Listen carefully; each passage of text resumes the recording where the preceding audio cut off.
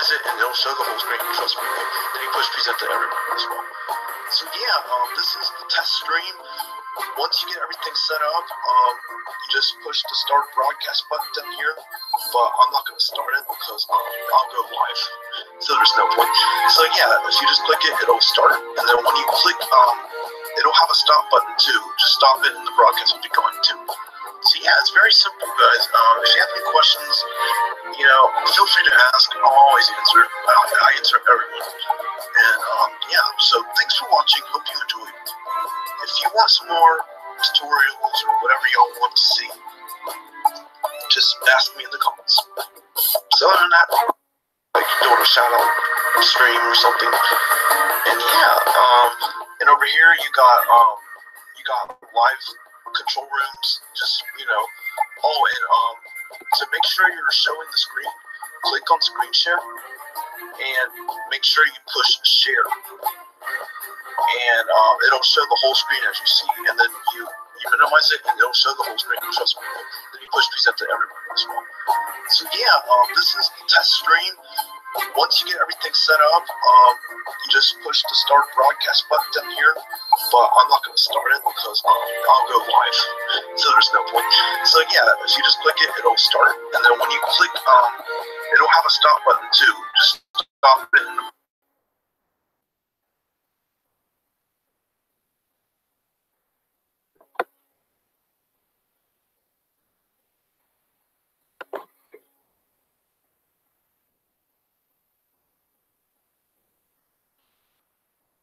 Broadcast will be going too. So yeah, it's very simple, guys. If you have any questions, feel free to ask. I'll always answer. I answer everyone. And yeah, so thanks for watching. Hope you enjoyed. If you want some more tutorials or whatever y'all want to see, just ask me in the comments. So other than that, I will see you all Thursday.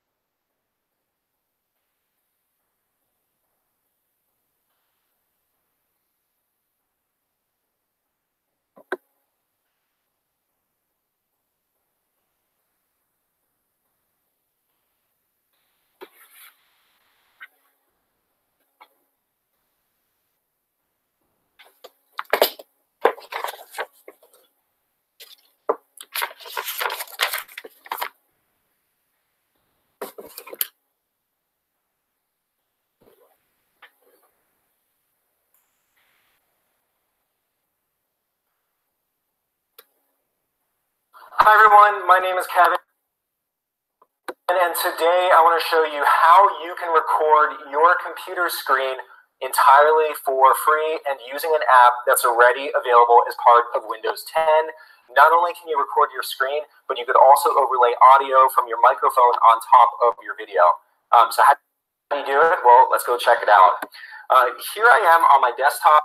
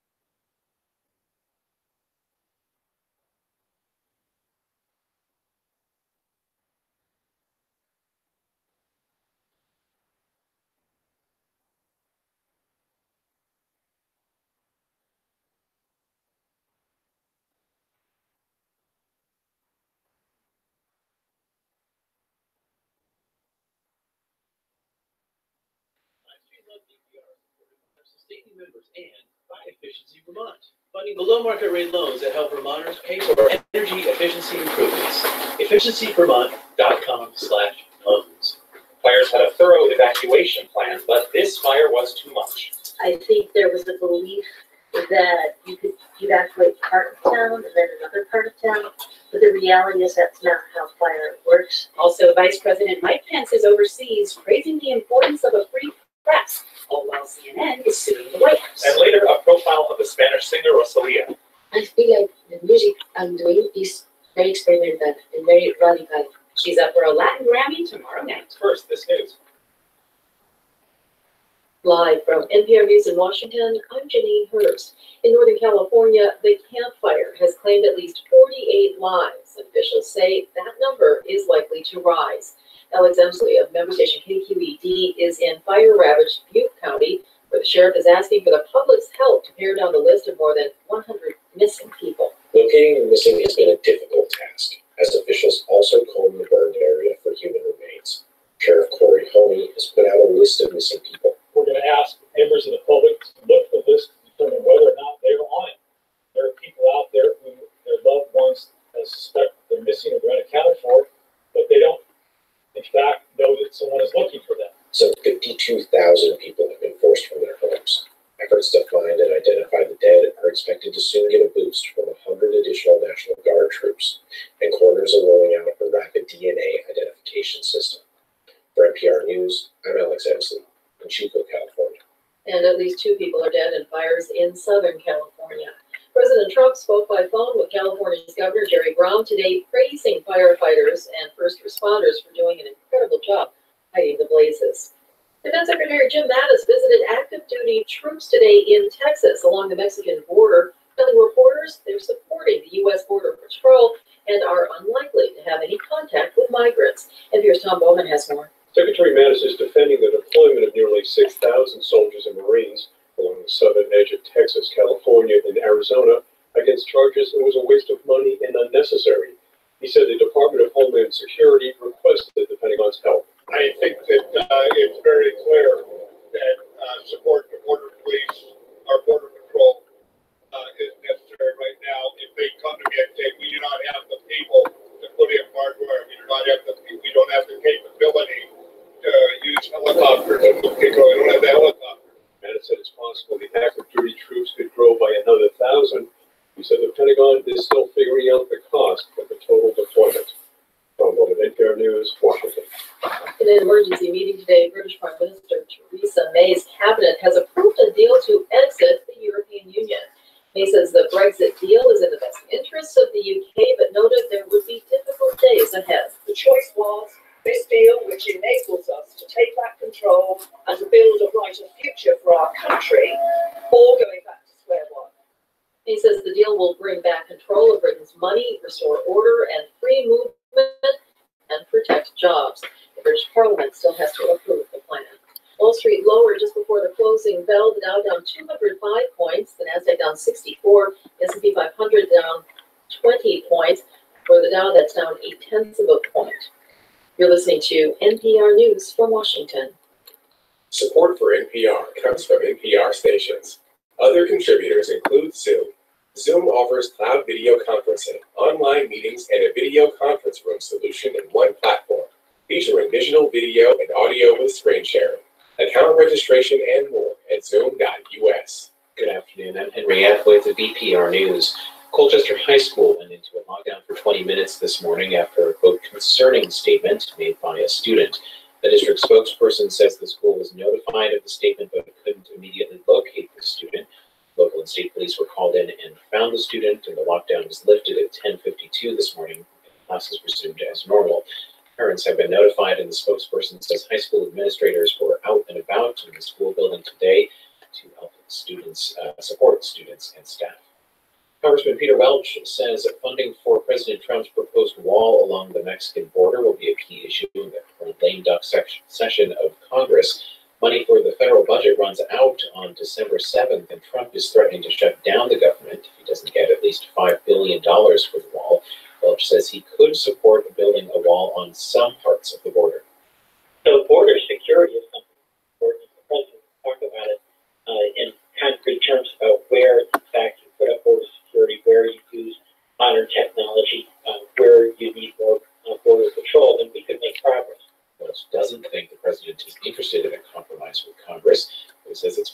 compromise proposal could be included in a massive omnibus spending bill in about 2 weeks. And officials are asking people to keep an eye out for poachers during this year's deer hunting season. State has set up a hotline for anyone to report incidents of poaching. Authorities say about 150 deer are killed illegally in Vermont each year. The eye in the sky forecast for tonight, partly to mostly cloudy near Lake Champlain, otherwise clearing, lows ranging from 5 below. For VPR News, I'm Henry Yap. Support for VPR comes from our listeners and from Subaru of New England's symmetrical all-wheel drive Subaru Outback, built for fall's offerings. Retailers at SubaruofNewEngland.com. And from Nancy Smith Law, helping resolve complex family cases through collaborative law mediation with litigation when necessary. NancySmithLaw.com. It's 4:06. From NPR News, this is All Things Considered. I'm Ari Shapiro. And I'm Elsa Chang. California Governor Jerry Brown and Interior Secretary Ryan Zinke were in Northern California today to see for themselves the destruction caused by California's deadliest wildfire. The death toll stands at around 4 dozen. That number is expected to rise. And the county sheriff says just over 100 people are still missing, elderly. Let's turn now to NPR's Kirk Sigler. He's at the main fire camp in Chico, California, where many of the survivors have fled to. Hey, Kirk. Hello. So yesterday, officials were saying that more than 200 people were still missing. Now it's down by almost half. I mean, tell us about the efforts to find all these missing people. Well, also, the hope is that with this updated list now going out to the public, that there are still people who aren't maybe really missing and they just haven't checked in or known that they're supposed to. What we know is the list has dropped today by about a half. It's not clear if that's because there are more survivors being accounted for and checking in, or frankly, if more people are dead. And I'm scanning the list here, and you can see a lot of folks who are older in their 70s and 80s. And talking to people in shelters in recent hours, you can hear folks' hopes that more people are going to be found alive or starting to fade. Let's listen to Samantha Taylor, who I met at one of the shelters. She's an evacuee. Most people are accounted for. There's a few that are still, I know, stayed in the park. They were saying to keep the looters out. I pray that they're up safe and well. Also there's just the concern that the death toll could keep going up. And what's been happening in Paradise today? I mean, this is a town that has been totally decimated by the fire. Exactly. I've covered a lot of forest fires turned urban wildfires like this. And, the scale of this fire is just staggering. It's hard to grasp. When you're up there, you mainly just see emergency personnel and utility crews trying to make the roads passable. There are a lot of down power lines. There's destruction everywhere. There's a large search and rescue staging area. I was watching workers getting into Tyvek suits, going out to comb through the rubble, a very dangerous and hazardous task. And, it's safe to say it's not really a search and rescue operation at this point per se. The Butte County Sheriff is, telling us this is going to take a long time, and it's grim, sad work. It's also dangerous. It's really hard to see here and up there at the fire. Sometimes the visibility is less than 100 yards or so. It's just difficult conditions. And I hear you've just been to a briefing with Interior Secretary Ryan Zinke and Governor Jerry Brown, who is one of the administration's most vocal critics, particularly on climate change. What was that like, seeing the two of them together today? Well, very interesting. It's a bit awkward. The two men were pressed on their differences, and they frankly tried to downplay them. Secretary Zinke said, he and Governor Brown talk all the time and get along, despite one of his last visits when he was here saying that California needs to more actively manage its forests and do more logging. And when Governor Brown was asked about, how he works with this administration that often denies the role of human-caused climate change in fires like these, something that the scientific community has overwhelmingly agreed on, Governor Brown said he didn't have a lot of thoughts on that. So just to show that everyone here is trying to get along amid all this tragedy. That's NPR's Kirk Sigler in Chico, California. Thanks, Kirk. Thank you. The town of Paradise, California is in the Sierra Nevada foothills, an area with a long history of fires. The city has practiced evacuations for years, as Mayor Jody Jones told us on this program yesterday. We even took one of our peak morning hours and made the road a contraflow and we could show our citizens how it was going to work. What happened, though, is typically you are evacuating a zone or 2 or 3 zones. You're not evacuating an entire town all at the same time. Some of the dozens of people who died in the fire were trying to evacuate Paradise. Many others are still missing. LA Times reporter Paige St. John has been writing about Paradise's preparations for wildfires. Welcome to the program. Hello. How well did people in this area understand the threat of a catastrophic fire and the likelihood that one might happen? Paradise residents understood the threat just tremendously because they have to leave town almost every other year for some evacuation.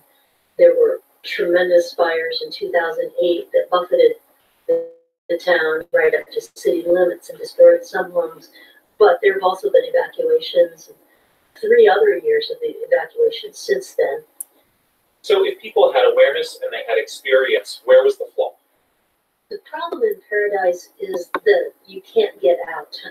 It's basically a town that was created during the gold mining era on a ridge with 2 roads out, and up until recently a dirt road that came through the forest off the north side of town that has since been paved.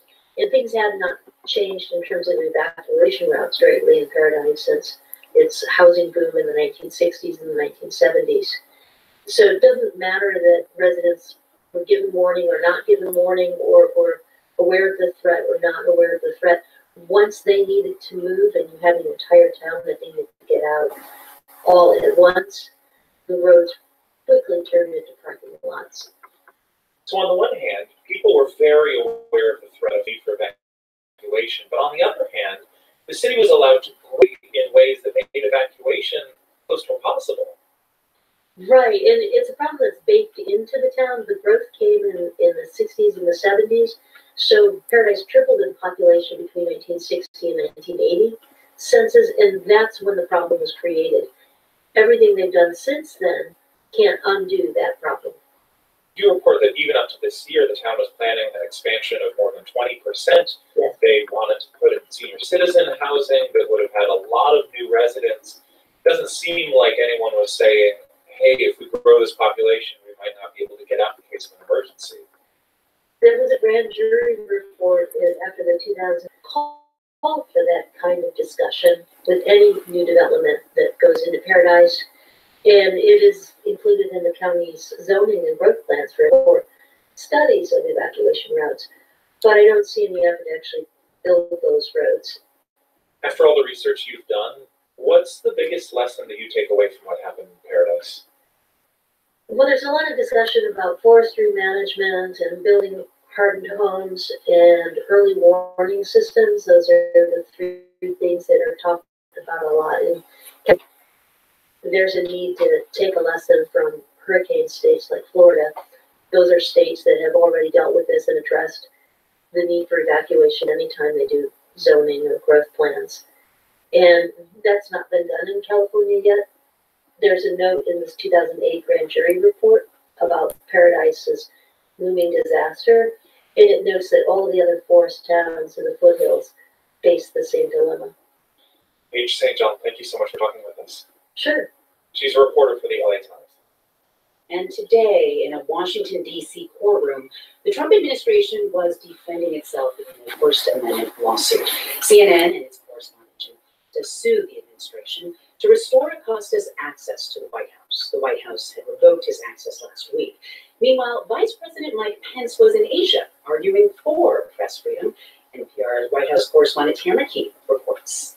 In Singapore, for a regional summit, Vice President Myanmar civilian leader Aung San Suu Kyi. During the polite photo op part of the meeting, with American reporters in the room, Pence made a point of emphasizing the importance of press freedom. The arrest and jailing of 2 journalists last fall was deeply troubling to millions of Americans. And I look forward to speaking with you about the premium that we place on a free and independent press. For more than a year, Myanmar has held 2 Reuters journalists on charges of obtaining state secrets. Senior administration officials told reporters traveling with Pence that behind closed doors, the vice president pressed Suu Kyi to pardon and release the journalists. The official said he brought up the matter repeatedly during the meeting and explained that a free press is a key part of what it means to be an open and democratic nation. This comes in stark contrast to the rhetoric employed by his boss, President Trump, while on foreign soil. There was the press conference in Canada where Trump objected to a question by asking the reporter where he works. Who are you with? I'm curious. Yeah. I figured fake news, CNN. And there was also a press conference in England with Prime Minister Theresa May where Trump sparred with CNN's Jim Acosta. CNN's fake news. I don't take and I take questions from CNN. Acosta is the reporter who is now battling Trump in court, trying to get his access to the White House grounds restored. And this very public fight, in addition to the president's regular verbal lashing of journalists, has consequences, says Brett Bruen. He was a longtime diplomat and worked in President Obama's National Security Council. Bruen says it makes it a lot harder for people like Vice President Mike Pence to make a case about democratic values and the importance of press freedom. When our ambassadors, when our cabinet members go overseas and now try to press countries on some of these fundamental freedoms, what they're hearing is get your own house in order and then come back and we'll talk. Bruen says dictators and leaders with authoritarian tendencies have always looked for examples of American hypocrisy, at times digging around for instances of reporters in small towns getting pushed around. But now they don't have to search very hard. These leaders, he says, are parroting language used by President Trump to justify mistreatment of journalists in their own countries. I know from friends who are serving in embassies overseas that right now articulating America's support for a free press is more difficult than it has ever been. But at the Trump White House, they keep trying to back down the argument that the president is anti-press or doesn't respect the First Amendment. This was counselor to the president, Kellyanne Conway, last week on Fox News. President Trump answered 68 questions from 35 different reporters in the span of 90 minutes. That's pro-press. That's transparent. That's accountability. If the past is any guide, the split screen will continue. Pence will keep defending press freedom overseas, and President Trump will keep bashing the press at home and abroad. Tamara Keith, NPR News, Washington. And you're listening to All Things Considered from NPR News. And this is Vermont Public Radio, the Outcase Museum. A very cold wind coming around the backside of the party low pressure over Newfoundland. It will remain unseasonably cold through tomorrow, and high clouds will signal the arrival of more wintry precipitation tomorrow night into Friday. In the forecast, details heading gathered swing in the northern greens. Temperatures in the mid-20s to around 30 in southern valleys and in the Champlain Valley, with wind chills in the teens. Temperatures mid-teens to lower 20s and lower elevated wind chills in the single digits. Northwest winds gusting to 30. Tonight, partly to mostly cloudy near Lake Champlain, otherwise clearing. Low to 10 above, except teens south and in the Champlain Valley. And for Thursday, high clouds thickening.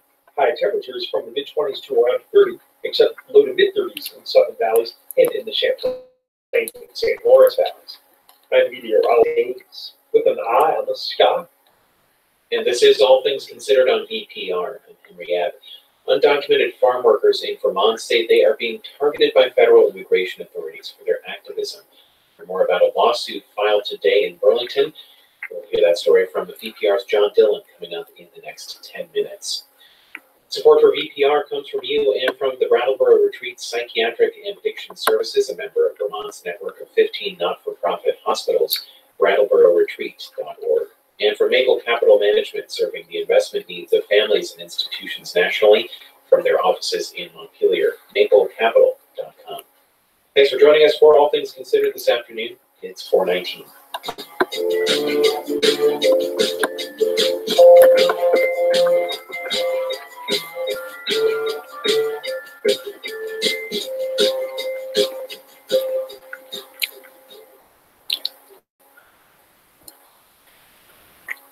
Support for NPR comes from this station and from Fidelity Investments, taking a personalized approach to helping clients grow, preserve, and manage their wealth. Learn more at fidelity.com/wealth. Fidelity Brokerage Services, LLC. From Log Me In, makers of GoToMeeting, a collaborative meeting platform with over 18 million monthly users, designed to connect people from anywhere in the world on any device. Learn more at gotomeeting.com. and from listeners like you who donate to this NPR station. From NPR News, this is All Things Considered. I'm Elsa Chang. And I'm Ari Shapiro. The U.S. has seen a lot of very rainy hurricanes in the last couple of years. In September, Florence set flood records in North Carolina. Last year, Irma and Maria drowned parts of Florida and Puerto Rico. And Hurricane Harvey was the largest rainfall event in U.S. recorded history. Well, 2 studies published today shed light on why hurricanes are getting wet. NPR's Rebecca Hersher reports. The biggest single reason hurricanes are getting rainier is climate change, not future climate change that's already happening. Christina Patricola is an atmospheric scientist at Lawrence Berkeley National Lab and the author of a study published in Nature today. We're already starting to see that climate change has enhanced tropical cyclone rainfall. Tropical cyclone rainfall is scientists speak for hurricane rain. Patricola and colleagues looked at 3 super destructive hurricanes, Katrina, Irma, and Maria. They created a model for how much rain would have fallen if there was no climate change and compared it to what actually happened. We're finding that the total storm rainfall has increased by about 5 to 10%. That's 5 to 10% more rain in New Orleans, in Florida, and Puerto Rico. The extra water contributed to death and destruction from all 3 storms. It was a very nicely done study. Gabriel Becky is a climate scientist at Princeton. He wasn't involved in Patricola's study, but he says it's the latest confirmation that humans are making hurricanes worse. For example, Hurricane Harvey. In 2017, it stalled over Houston for days and caused at least $125 billion in damage. Yeah, so humans have warmed the climate, which has made Harvey wetter. Humans, in addition, built Houston. And in this particular case, that urban topography increased the amount of rain that Houston felt. Urban topography means buildings. And yeah, he's saying that the buildings themselves increased the amount of rain that fell during the storm. Imagine Hurricane Harvey starts in the Gulf of Mexico and blows across Texas. So the way I would think about it is that the buildings stop the air from being able to move forwards, away from the ocean, through the grasslands that would have been there if Houston hadn't been built, and further into Texas. They sort of stop the air in that general area, and the air has nowhere to go but either around the buildings or up. The buildings force extra air up into the colder parts of the atmosphere, and that generates more rain because the air coming from the Gulf of Mexico is hot and moist. When moist air touches a cold surface or is in contact with cold, it will tend to form droplets, as the water does on the outside of the glass. So that's how the rain is formed. So hot, moist air hits buildings, it goes up, condenses into drops, and falls as rain. The more air that you raise up, in general, the more rain that you will have, and that is one of the impacts of these buildings. And there's nowhere for the rain to go. Cities are full of paved roads and bridges and parking lots, materials that can't soak up water. So all the extra rain turns into flooding. In a second study published today in Nature, Becky and his colleagues found that the physical city of Houston, the buildings, the sprawling paved areas, made flooding from Hurricane Harvey significantly worse. That's on top of increased rain from global warming. The next step is to study whether the same applies to other coastal cities or other hurricanes, and whether some types of buildings and development produce more rain than others. Gabriele Villarini of the University of Iowa is Becky's co-author on the study. There are a lot of unanswered questions. He says what is clear is that cities need to address rainier hurricanes in multiple ways. Cutting CO2 emissions and building flood walls are just the start. Potentially moving out of the floodplains and also reconverting some of the built areas to more vegetated areas. So I think having more of a multi-pronged approach will probably be beneficial. A multi-pronged approach that takes into account both climate change and how cities themselves can change the weather. Rebecca Hersher, NPR News. You're listening to All Things Considered from NPR News.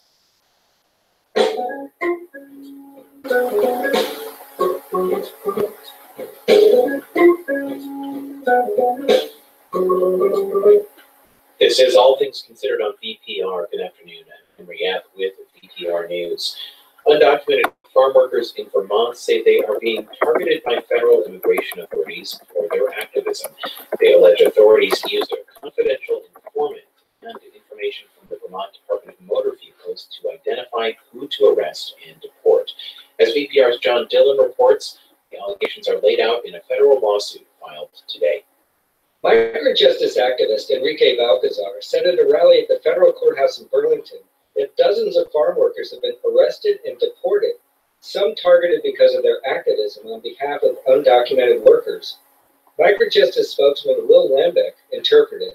In the past 2 years alone, there have been over 40 community members associated with migrant justice who have been arrested by federal immigration authorities. Many of them have since been deported. And in 9 of these cases, we have clear evidence that these arrests were retaliatory, targeting people because of their involvement in migrant justice.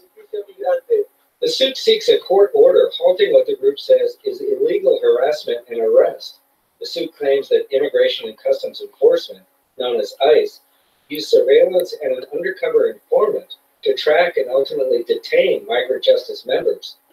Leah Ernst, the staff attorney with ACLU Vermont, which assisted with the lawsuit, she said the targeting by law enforcement would violate the farm workers' constitutional rights, including the rights to petition the government, the rights to associate, the rights to speech, the right to not be subjected to discrimination have been violated with abandon by ICE, and they have not acted alone. They are suing also the Vermont Department of Motor Vehicles. The suit alleges that Vermont DMV routinely passed confidential information to ICE, and it claims that federal authorities used an informant placed within migrant justice to gather information. Here's Will Lambeck from Migrant Justice again. We have evidence and reason to believe that ICE recruited somebody involved in the community in order to infiltrate the organization, attending migrant justice events, both public and private, to gather information on the organization and its leaders. And we have evidence of text messages between the informant and their ICE handler. An ICE spokesman said the organization does not comment on pending litigation. The spokesman also referred to a previous statement from ICE that said the agency does not target people for arrest based on their advocacy work. The Vermont Department of Motor Vehicles did not immediately respond to a request for comment. For VPR News, I'm John Dillon. And Liam Elder Connors assisted in reporting this story. You're listening to VPR.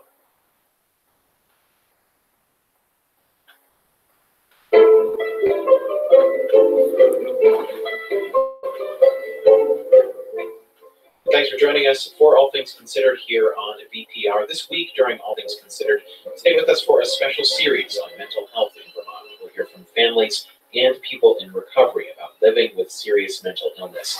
We'll also look at some of the successes and failures of our mental health care system in addressing the needs of Vermonters with serious mental illness. You can hear this series called They Are Us all week here on All Things Considered. It airs at 5:44 p.m.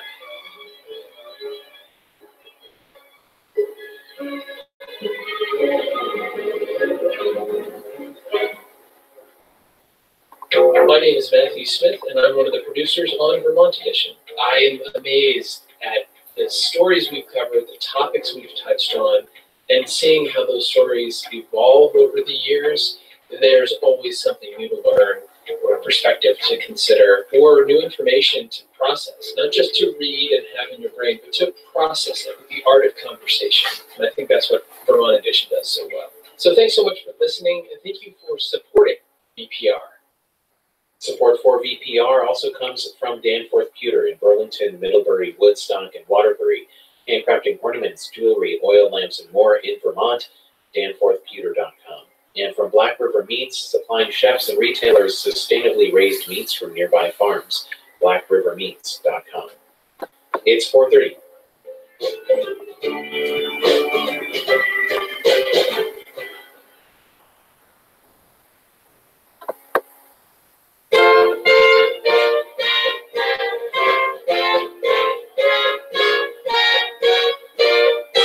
It's All Things Considered from NPR News. I'm Elsa Chang. And I'm Ari Shapiro. Coming up, a story about a father, a son, and a stuffed monkey. I like it. Explain like it would love please. And how that ragged toy brought a family shattered by Holocaust back together. Here's Berliner's story after these headlines. Live from NPR NPR News in Culver City, California. I'm Wayne Brown. The National Transportation Safety Board is holding an investigative hearing at this hour on a Southwest Airlines engine failure that killed one passenger earlier this year. As NPR's Windsor Johnston tells us, the probe could change inspection requirements for thousands of Boeing 737s. During the hearing, witnesses shared harrowing accounts of the incident. Flight attendants described hearing a loud bang and rushing to secure passengers as smoke filled the cabin. They also recounted their failed attempts to save the female passenger, who was still restrained by her seatbelt, but with her head, torso, and arm hanging out a window. Investigators say the accident was triggered by an engine fan blade that broke off, sending debris through the window where the passenger was sitting. The hearing focused on the design and inspection of fan blades on that particular engine model. Federal regulators have since implemented more advanced and frequent blade inspections. Windsor Johnston, NPR News, Washington. The Camp Fire north of Sacramento, California's deadliest on record, has claimed at least 48 lives, and thousands of people are living at evacuation centers, churches, even outdoor fairgrounds. The Butte County Sheriff's Department has released the names of about 100 people still missing, including many in their 80s and 90s. Here's Eric Westerfeld has this update from Butte County. There's still, the missing that folks aren't sure are they dead, or have they gone to a friend's and haven't checked in with authorities or families, and there are these sad messages on message boards at shelters and donation centers with photos of the missing and handwritten notes and pleas for any information about relatives and friends. NPR's Eric Westerfeld. Authorities are also concerned about where the thousands of people displaced will go long term. You are listening to NPR News. I'm Mark Reed. Welcome to Night Sky for Wednesday, November 14th. The early mornings this week show a fairly close pairing of the planet Venus and the star Spica, starting near 5:30, lasting until at least 6 o'clock, though fading as the twilight brightens ahead of sunrise. The meeting of Venus and Spica is not infrequent. As a planet, Venus runs the constellations we know as the horoscope or zodiac, while Spica is the brightest star in the zodiacal constellation Virgo, the Virgin. While Venus orbits the Sun in 227 days, its meetings with Spica, from our viewpoint, occur every 10 to 13 months, a variation resulting from the combination of the Earth and Venus's orbits. Although the timing and numbers vary, a careful examination over several years shows a rhythmic, cyclical pattern to Venus's appearance in the heavens. Over an 8-year period, Venus goes through 5 cycles, so that at any point, Venus will be in nearly the same place at the same time every 8 years, with a difference of 2 days and 8 hours. In the case of Spica, Venus passed the star in the evening twilight in September, and again this week. This happens again 8 years from now in 2026. This cycle was used by the Mayans for timekeeping. Thursday, the first quarter moon joins Mars in the evening on Night Sky. Night Sky is a production of the Fairbanks Museum and Planetarium and Vermont Public Radio. And you're listening to All Things Considered on VPR and Henry Ave. Wildfires ravaging California have led to intense scrutiny of the state's largest utility companies. 2 utilities say their infrastructure may be tied to some of the biggest blazes. Hear that story coming up in 15 minutes on All Things Considered. Support for VPR comes from you and from Farmhouse Tavern Grill Burlington, sponsors of the King Street Center, providing child care, academic support, and enrichment for at-risk youth. And from Vermont Handcrafters' annual Fine Craft and Art Show, celebrating 66 years, from November 16th to 18th at the Doubletree Hilton. It's 4:35.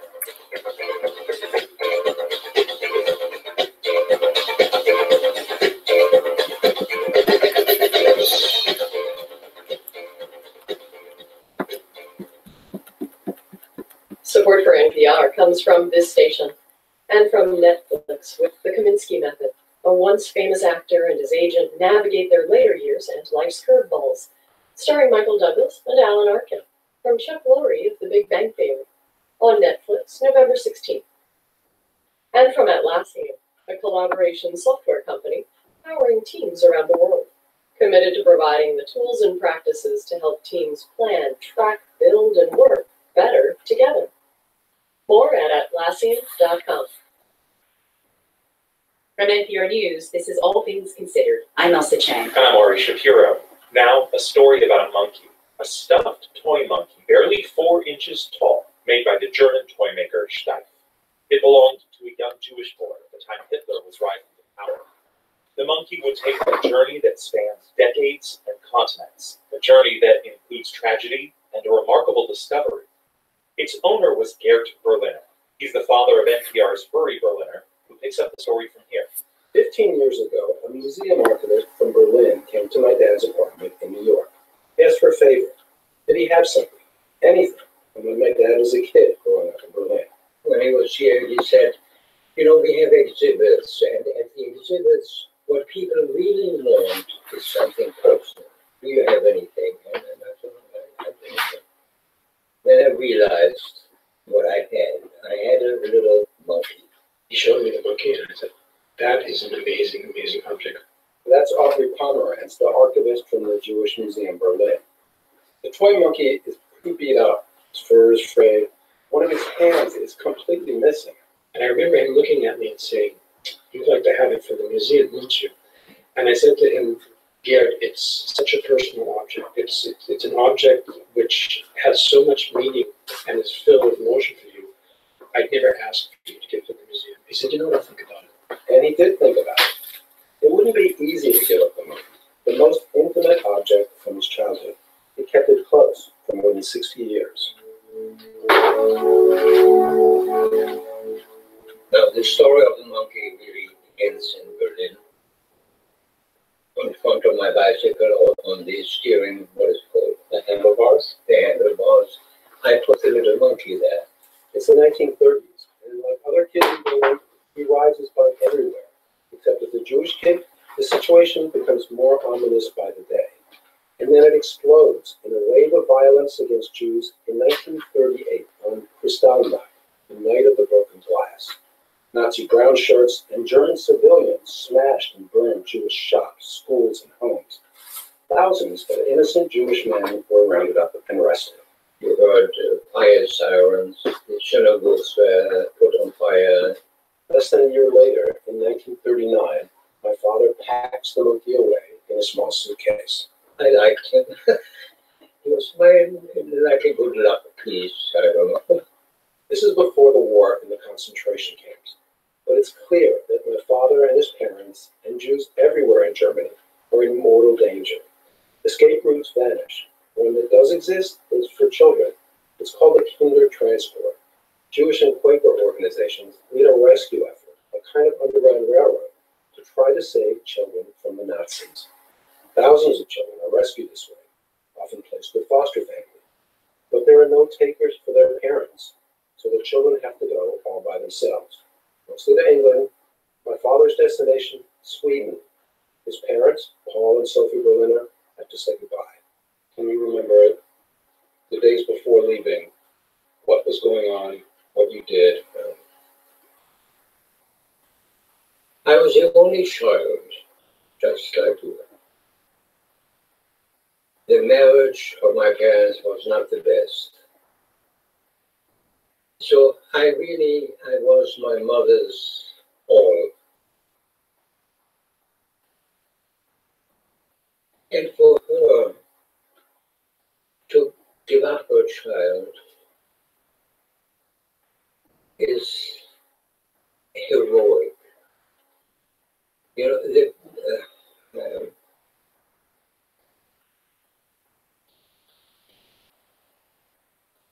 the pain that she felt must have been so terrible.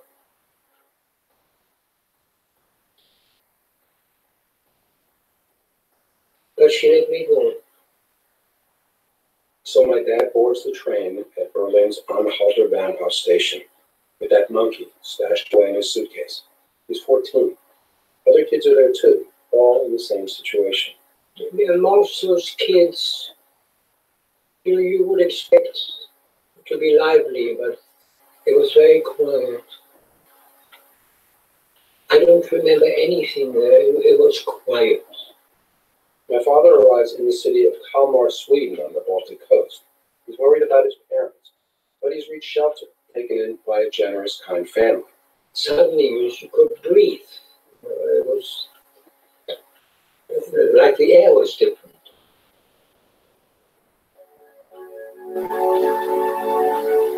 My father, he's 94 years old now. We're sitting on a couch in the living room of his apartment. And I'm hearing many of these things for the first time. Maybe they were too big, too painful. After Sweden, my dad came to America.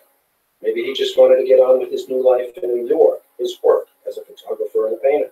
How do you think what happened to you in your childhood and what you grew up, how do you think it affected our relationship? Well, I think we never talked about it. You really had no idea who I was. It's true. Until recently, I didn't even know about the monkey. There was a wall of silence between us. He was a distant father, and I was a distant son. Now I feel like there's no time left for me to waste. When my father didn't talk about his childhood, he kept the evidence.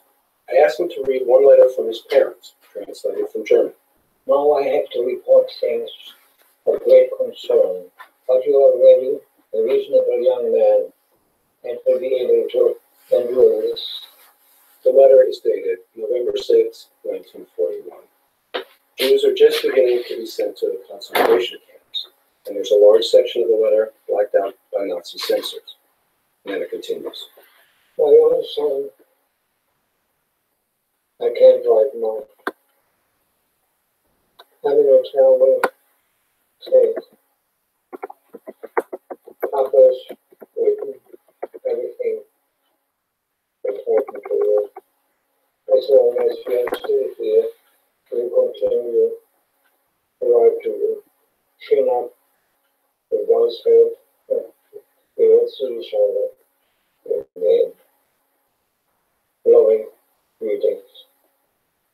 1,000 kisses from home.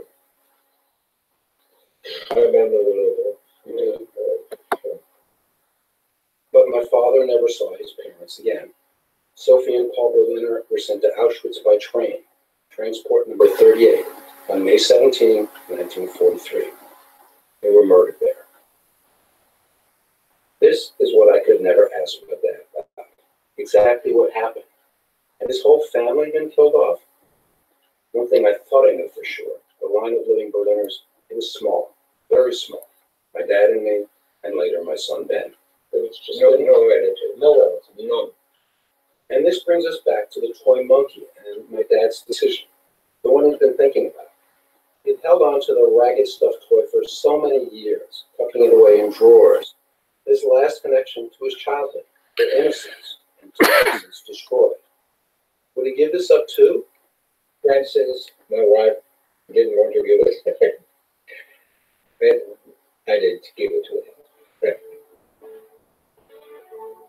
He couldn't have guessed what would happen once the monkey was back out in the world. It was in November 2015. That's Erica Pedersen. She was 28 at the time, visiting the museum with her boyfriend Joachim. After a couple of hours, I got a bit bored. I felt I was done with it. She wound up at an exhibit with images about the lives of children during the Nazi years. It had some wooden boxes with lids you could lift to learn kids. And I opened one of them. It was the only one she opened. And there was this toy monkey and a picture of a small kid, a Jewish kid, named Gert Berliner. And I thought, oh, that's a coincidence. That's my mom's name. My mom's name is Berliner. It was only because she opened that particular box, only because of the monkey that she paid attention to the name, Berliner, her mother's name. Well, I didn't think that much about it, but she obviously did. And so this started something in her head. Yeah, my name is Agneta Berliner. Agneta Berliner is Swedish, and so is her daughter, Erica. Agneta got very curious and found that my father has a website with his photography. And there was an email address, and I was a bit maybe hesitating a bit because I thought maybe this is just a stranger. But by then I was so curious. Suddenly, because of the monkey, I have a phone call. Somebody in Sweden of all places saying, well, I think you're my cousin. Agneta Henrietta Berliner and her sister Suzanne arranged to meet my dad when he was in Berlin at an exhibit of his photography. And so it all came together. And we weren't only three Berliners.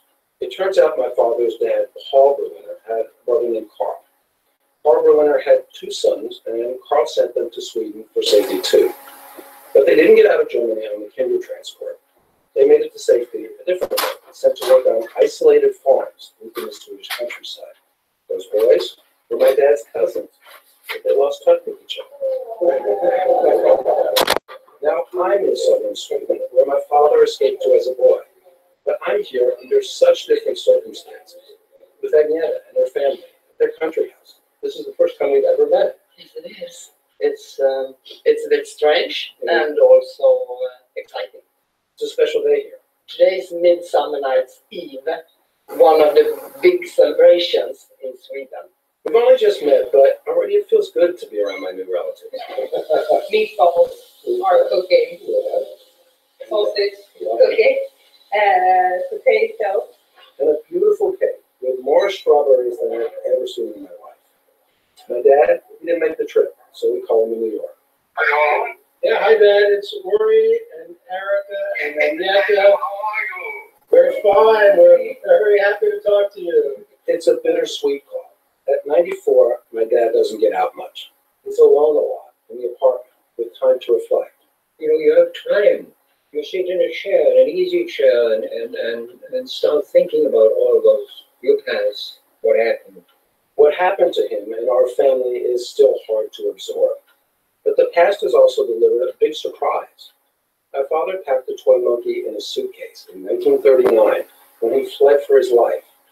But it turned out he had to give up that treasured piece from his past to discover something new from the past. It was a gift. It really was a gift to discover that I have a family. With my old age, I discovered I had a family. And that is the sweet part.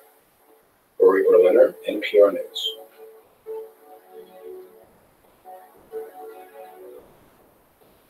You're listening to All Things Considered from NPR News. Here's the Eye on the Sky forecast from the Fairbanks Museum. Diminishing winds will allow record or near record cold overnight. High pressure will sit overhead early tomorrow, but it will be drifting eastward, and high clouds will be thickening ahead of low pressure moving up the east coast. In the forecast details tonight, partly to mostly cloudy near Lake Champlain, otherwise clearing. Lows from 5 below to 10 above, except teens south and in the Champlain Valley. Northwest winds diminishing. Thursday, then high-level cloudiness early, thickening throughout the day. High temperatures from the mid-20s to around 30, except low to mid-30s in southern valleys and in the Champlain and St. Lawrence Valley. And for Friday, snow north, snow or a wind shear south, all tapering in the afternoon. Storm totals by end of day 3 to 7 inches in the valleys, with higher amounts possible in the mountains and hills. Highs on Friday ranging in the upper 20s to lower 30s north and in the 30s to around 40 south and in the broad valleys west. I'm meteorologist Lawrence Hayes with an eye on the sky. The fires sweeping Northern California have left thousands homeless. There is no housing for them in the county or in the neighborhood or even in California. So we really have no capacity to absorb a disaster like this. Now we report on the community that had fled. David Green moves with a search and rescue team to the ruins of Paradise on the next morning edition from NPR News. Listen tomorrow morning beginning at 6 here on VPR. Support for VPR comes from our listeners and from Paul Frank & Collins, a multi-practice firm celebrating 50 years of legal service. Locally rooted, globally minded, pfclaw.com. And from the Stern Center, bringing the science of learning to the classroom and offering online tutoring and courses for educators, sterncenter.org. Thanks for listening to All Things Considered here on VPR. It's 10 minutes before 5.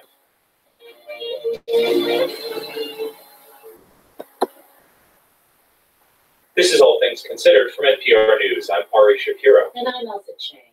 Wildfires ravaging parts of California have led to intense scrutiny of the state's largest utility companies. Pacific Gas and Electric and Southern California Edison both report there were problems with their infrastructure in the moments before two major fires erupted last week. From member station KQED in San Francisco, Ted Goldberg reports. The most destructive and deadliest wildfire on state record started early last Thursday in a remote area of the Sierra foothills north of Sacramento. It was near the site of a PG&E electrical transmission line. Moments after the campfire started, dispatchers were discussing dangerous power lines and high winds. Looking across under the high tension power line, there's a possible power line hazard. There's on the west side of the river, underneath the transmission line, so about a 35-mile-an-hour wind on it. This has got potential for a major incident. That afternoon, PG&E filed a report with the California Public Utilities Commission. There was an outage on a transmission line 14 minutes before the fire started. Southern California Edison filed a similar report. There was a disturbance on a circuit near the start of the Woolsey fire north of Los Angeles 2 minutes before it began. Both companies emphasized the reports are preliminary, but state fire officials blame PG&E for 16 wildfires in Northern California last year. For that reason, in part, some residents near the campfire are already pointing fingers at the utility. PG&E did this, and lots of people feel that way. Dorella Miller is a resident of the town of Cherry. PG&E is a rich company, a monopoly, and they started this fire, and it's wrong, and they need to pay for it. Neither PG&E nor SoCal Edison would agree to be interviewed. PG&E says it's cooperating with investigators and assisting customers affected by the fire. On Tuesday, a group of residents and business owners filed a lawsuit against PG&E, accusing it of negligence. I mean, at some point, we have to say enough is enough.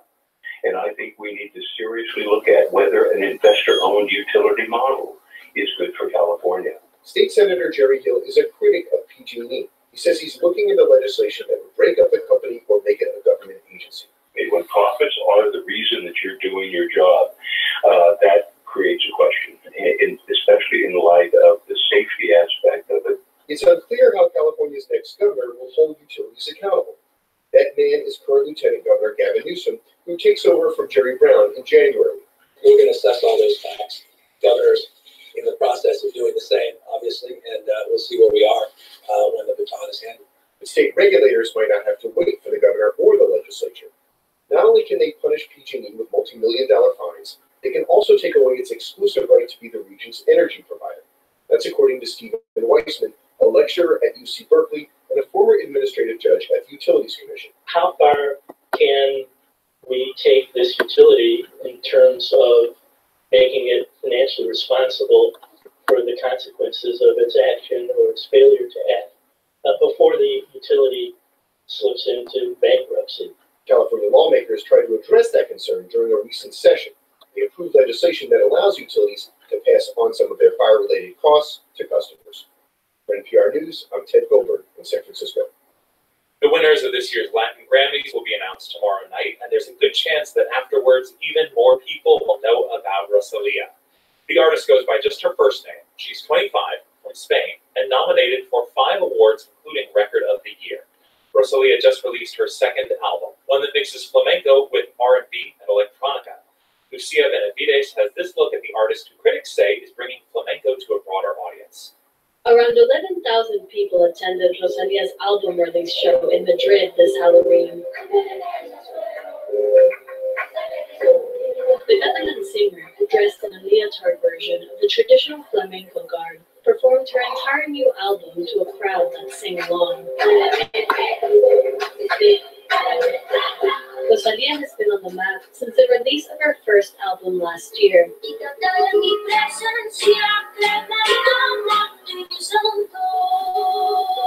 Those songs are a more stripped-down version of flamenco, mostly just her voice, a Spanish guitar, and hand clapping. But as she told Latino USA, this second album is different. Because the first one was more classic, was more respecting the guitar and the voice. But in this one, it has a tradition, and the foundation is flamenco, the inspiration is very flamenco, but I did a lot of composing.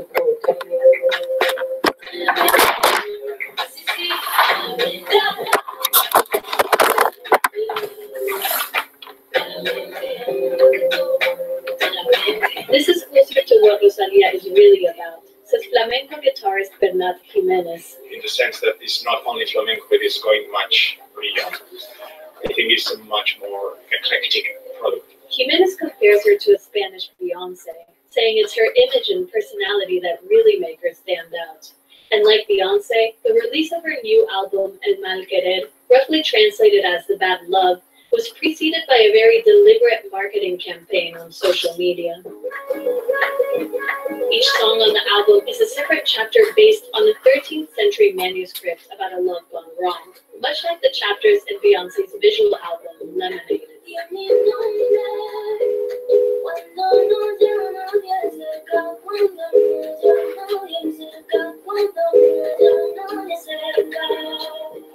Rosalía says her idea for the album came when she was a student at the Catalunya College of Music in Barcelona.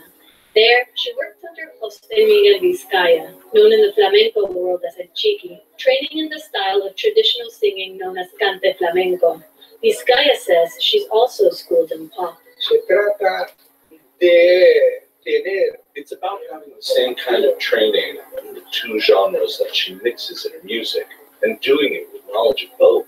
Yet Rosalía didn't grow up listening to flamenco in her small Catalan town, and her interpretation of the music has upset some in the industry, says guitarist Bernat Jimenez. She's breaking rules that are considered an essential part of the flamenco tradition. She's also been accused of appropriating music that others say belonged to the Romani people, who have historically been marginalized in Spain. Jimenez disagrees. First of all, we should not consider flamenco as only the gypsy music or belonging to gypsies. It's a mixture of different cultures and musical traditions that mix. Rosalía says she wants to push those traditions forward. I feel like the music I'm doing is very experimental and very radical. Yet Jimenez says that by its very nature, flamenco is constantly evolving. It's like we left different seeds underground from different species, and we just put some water every year, and suddenly some different tree, something new is growing up from this. But it's a very slow process. Flamenco has arguably been the soundtrack of the exported image of Spain. Yet the flamenco Rosalía has created offers a modern view of where the country and its music are headed. For NPR News, I'm Lucia Benavides in Barcelona.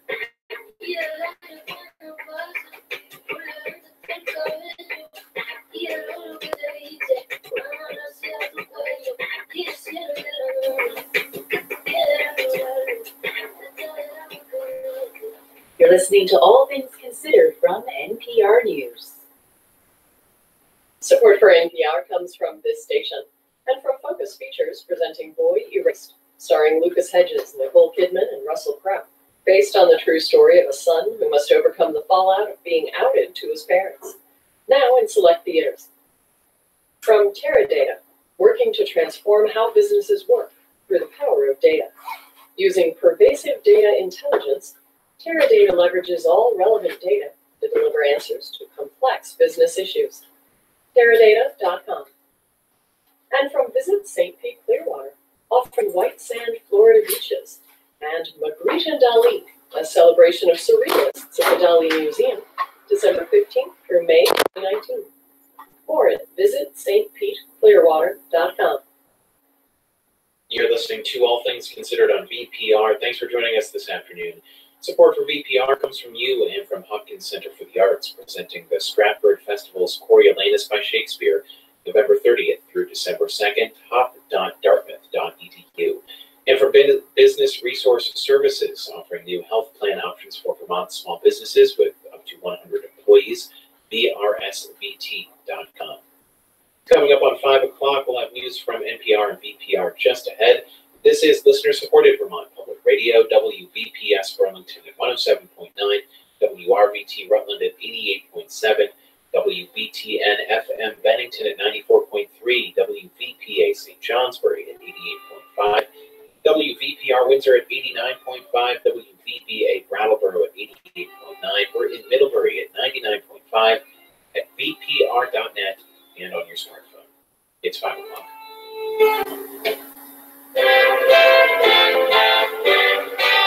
I think that it's very clear that support to border police, our border patrol, is necessary right now. Defense Secretary Jim Mattis at the U.S.-Mexico border visiting thousands of American troops. It's Wednesday, November 14th, and this is All Things Considered. I'm Ari Shapiro. And I'm Elsa Chang. This hour, California fires are making the air hard to breathe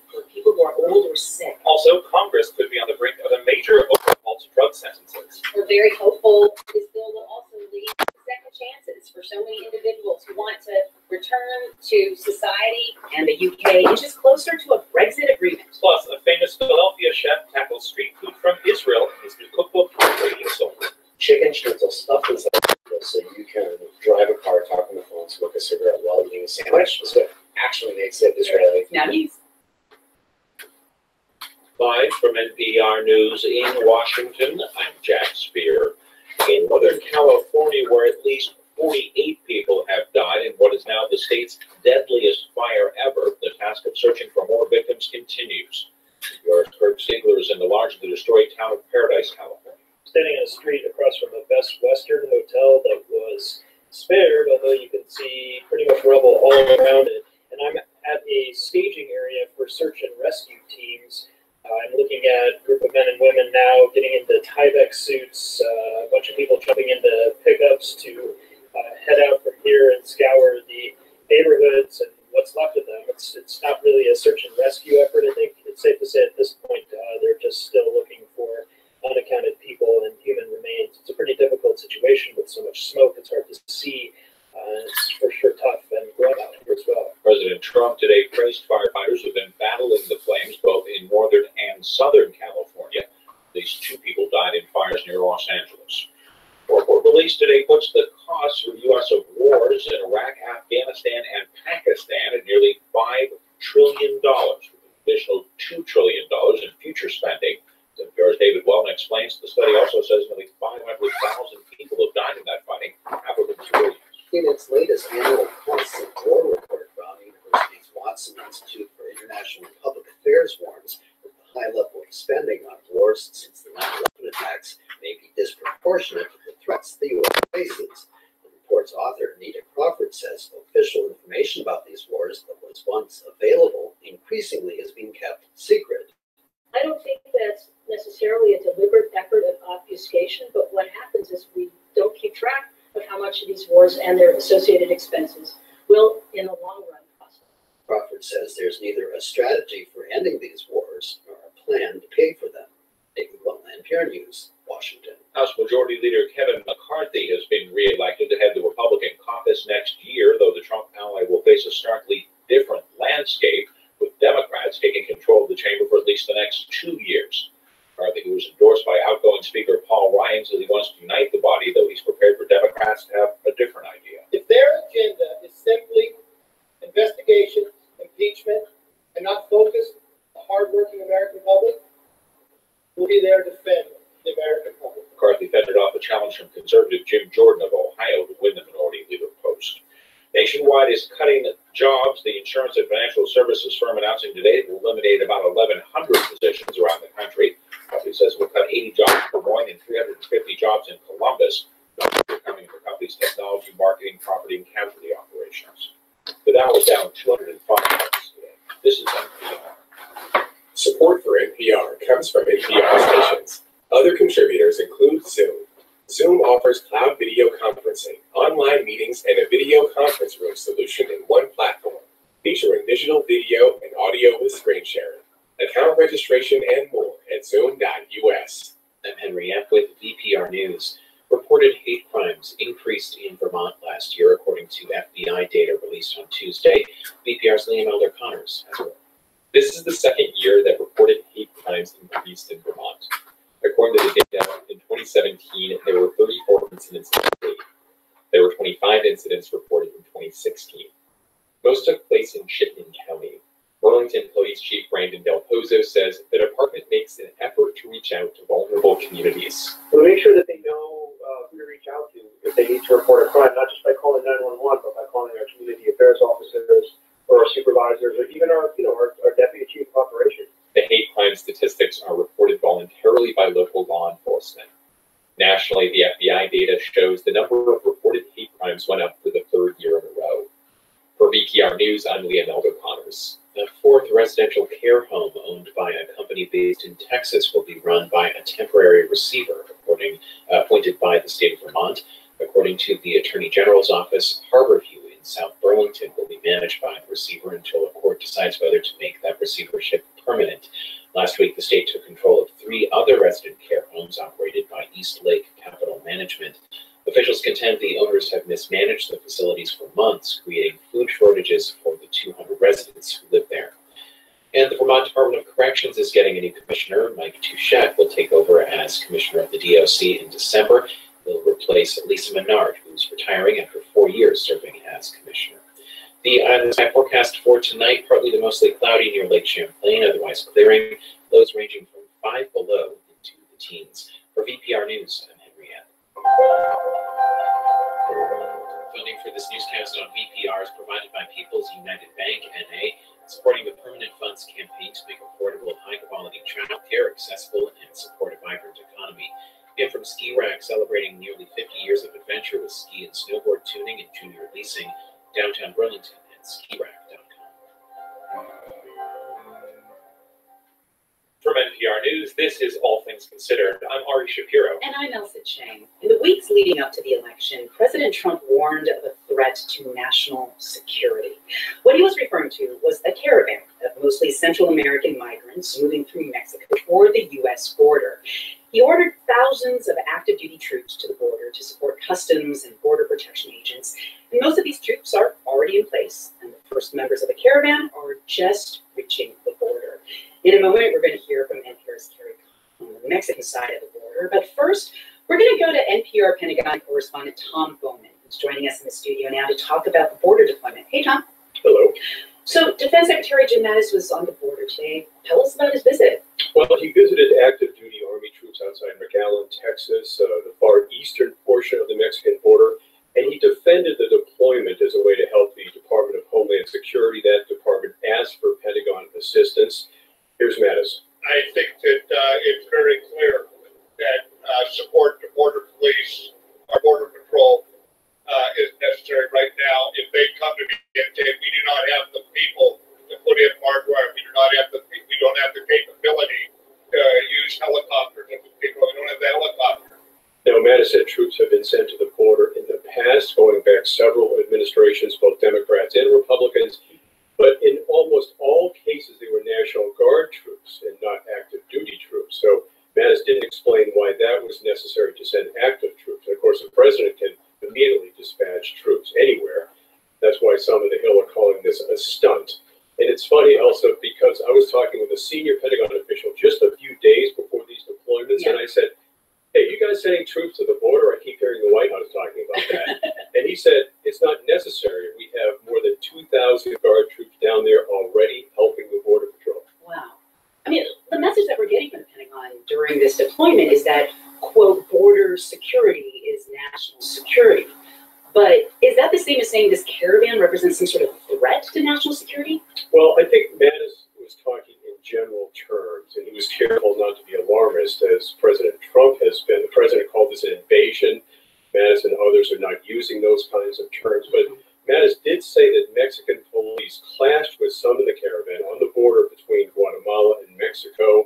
So he is indicating it's a possible threat, but still most troops, American troops, active duty troops, will not carry weapons. Only MPs, military police, will carry weapons, we're told.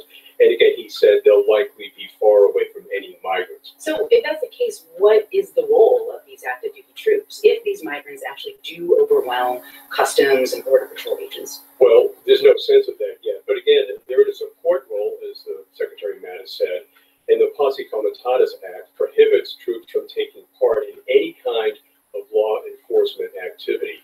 Of course, in addition to these troops heading down there, there's also more border police being sent to shore up these crossing points. So the sense is that they should be sufficient to deal with any sort of problem at these border crossings.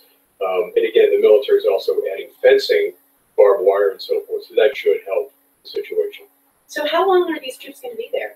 Well, also the deployment is supposed to end on December 15th, but they could be extended. We have no sense of that right now. So if these troops are down there indefinitely, I mean, how much is all of this going to cost? Are there any projections? You know, Secretary Mattis was asked about that today, the cost of this operation. He said we're still calculating the cost. We have no sense, but we're talking millions of dollars or maybe even tens of millions of dollars. Anytime you move this many troops and you have helicopters and cargo planes and so forth, it's a lot of money.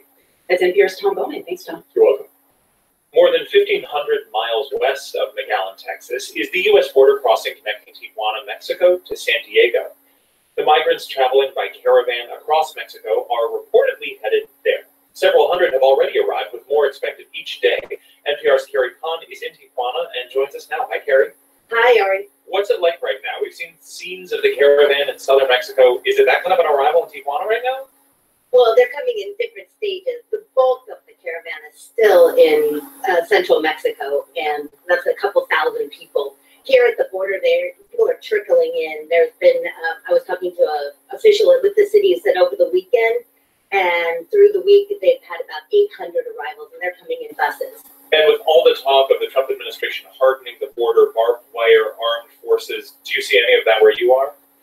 Yes, here at the border crossing where the vehicles pass through, there's 2 border crossings in the San Diego County region. And so what they have done is they put up concrete traffic barriers and Certina wire, closing out 3 to 4 lanes in the major border crossing at San Ysidro, California, and also further east in Otay Mesa. So what that's done is slow down legal vehicle traffic going into California, which isn't making a lot of commuters happy. Right. So a lot of people cross that border every day for work. Is this making the migrants change their plans and try different routes? Well, it depends who you talk to. There are people in the caravan that are coming to ask for political asylum in the United States. That's why they picked this border crossing in Tijuana. I'm actually sitting right in front of where people walk into the border port office to ask for asylum. And it's really interesting, Ari. It's quite an organized situation that the migrants themselves have done. They have this handwritten list because there are already 2,000 people on that list who have been in Tijuana waiting to get into this official U.S. port office and ask for asylum. The U.S. takes only about 50 days. Right now, they're stepping up that pace, and today they've taken in 90. So it's just interesting how they're orderly trying to do this. But people are in shelters all throughout the city and come to this point where I'm at right now and wait in line to line up and go into the office and ask for asylum. What happens as hundreds or thousands more people show up? That's a great question, and it's causing anxiety amongst the migrants that have been here for months waiting to get their chance to go into this U.S. border office and ask asylum. They're concerned about that. They're concerned that the Trump administration will take even more measures to close down this border, make it even harder for them, because the people that are in line here right now say they want to do it legally. They want to go in and ask. And what's very interesting is there are people from all over the world, Ari, on that list, from Cuba, from Russia, from Honduras, from Nicaragua and Central America, and there's a lot of Mexicans too. So it's a complicated situation, and they're trying to keep it as orderly as possible. But this is the migrants themselves. The federal officials in Mexico are not helping them. They don't have a lot of help from the city officials, and they communicate very sporadically with U.S. officials. How closely are they following what comes out of the White House, what's happening along the border, the rhetoric from President Trump, all of that? It's interesting. You talk to people, they know about it. They hear about it. They're through social media, through television, through radio. They hear about it. And it isn't discouraging a lot of people. You hear all sorts of different answers. I was speaking to a woman today who had just arrived to Tijuana yesterday, and she just doesn't know what she wants to do. She says, I'm afraid I don't want to ask for asylum because I don't want my kids to be separated from me. So she was well aware of that situation. She doesn't want to stay in Tijuana, and she doesn't want to cross illegally. She just looked like she was in shock and was unsure of what she would do. But you hear from other people who are saying, you know, it's better for me to be in the U.S. Dealing with that situation and maybe possibly in custody than to be back in my home country where it's very dangerous. That's NPR's Carrie Kahn on the U.S.-Mexico border in Tijuana. Thanks for joining us. You're welcome.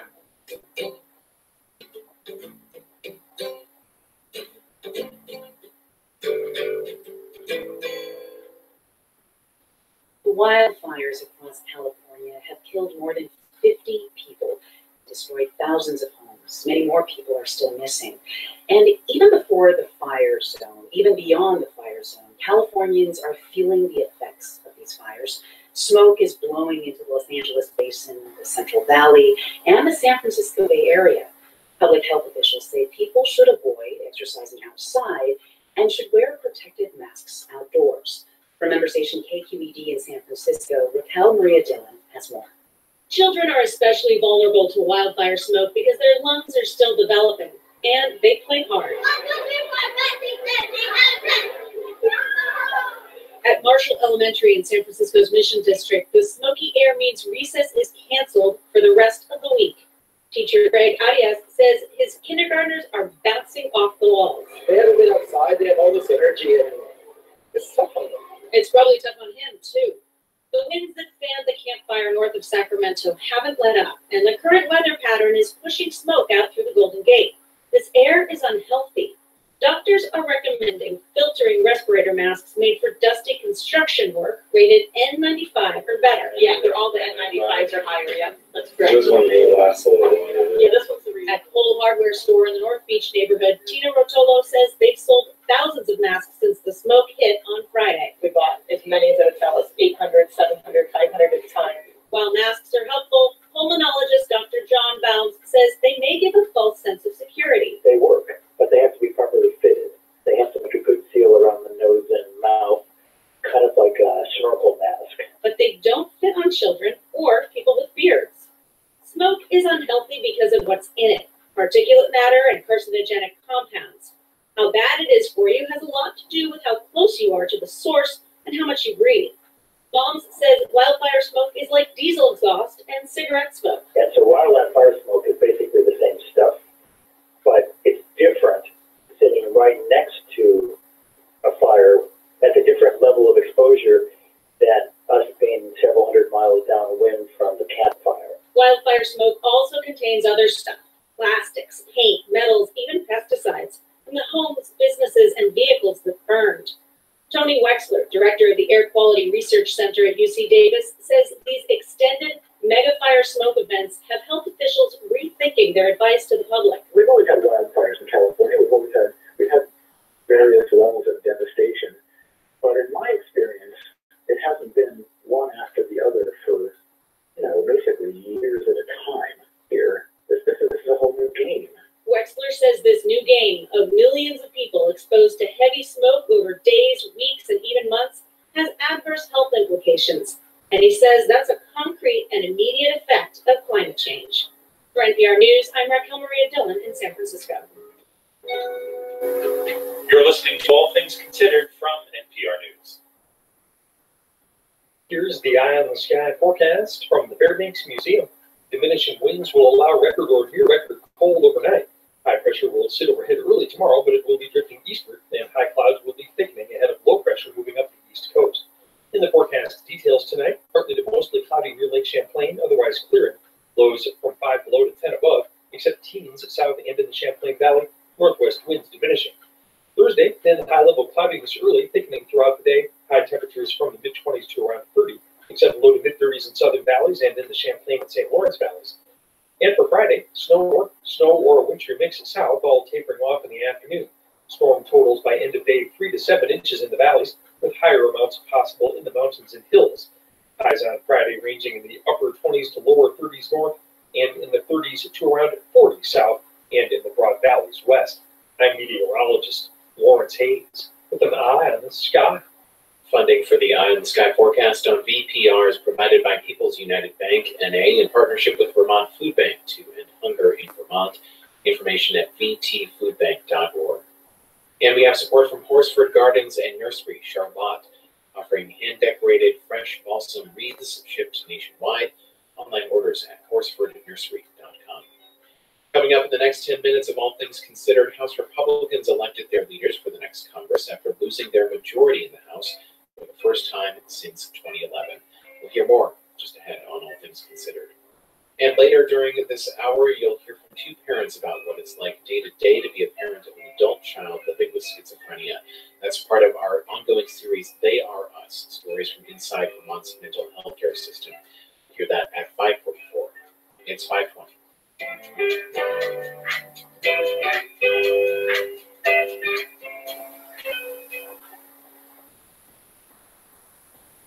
Support for NPR comes from this station and from LawMe, makers of GoToMeeting, a collaboration meeting platform allowing people to connect around the globe to get work done. Learn more at gotomeeting.com. From 20th Century Fox with Widows, 4 women decide to pull off a heist to pay back the debt their husbands left behind in the new thriller from the writer of Gone Girl and the director of 12 Years a Slave. Widows, in theaters Friday. this NPR station. From NPR News, this is All Things Considered. I'm Ari Shapiro. And I'm Elsa Chang. Congress may be on the verge of a major overhaul of the criminal justice system, and it seems to go against President Trump's tough talk on crime. A bipartisan group of lawmakers is hoping to push the bill across the finish line as they return for the upcoming lame duck session. The president weighed in on that idea this afternoon. Americans from across the political spectrum can unite around prison reform legislation that will reduce crime while giving our fellow citizens a chance at redemption. NPR National Justice Correspondent Carrie Johnson has been following this issue for years and years. Hey, Carrie. Hey, Elsa. So this bill, it doesn't exactly seem to gel with President Trump's past rhetoric about upholding law and order. Just explain this to me. How does being more lenient on some drug sentences fit in with his whole tough on crime talk?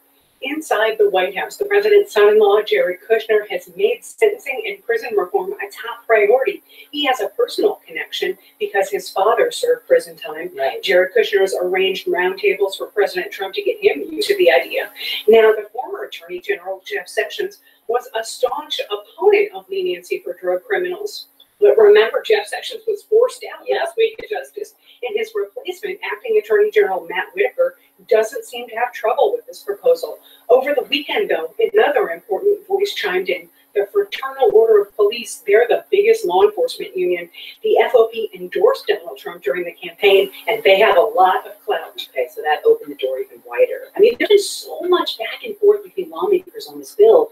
Can you just catch us up for a moment? What exactly is inside this legislation now? There's a lot of language about making education and job training available to nonviolent prisoners and giving them a chance to earn credits to get out sooner. That idea was not controversial. But this deal also includes some changes to criminal penalties. Here's what we know so far. It'll help inmates who were punished under an old law that gave them harsher sentences for crack cocaine rather than powder cocaine. That law hit the African American community very hard, disproportionately. Those people will be allowed to go back and ask judges to let them out of prison. And moving forward for new defendants, this plan would also reduce some mandatory minimum sentences and give more power to judges to use their discretion. So what's been the reaction to this bill so far? I reached out to Holly Harris. She's executive director of the Justice Action Network, which lobbies for changes to the justice system. Here's what she had to say.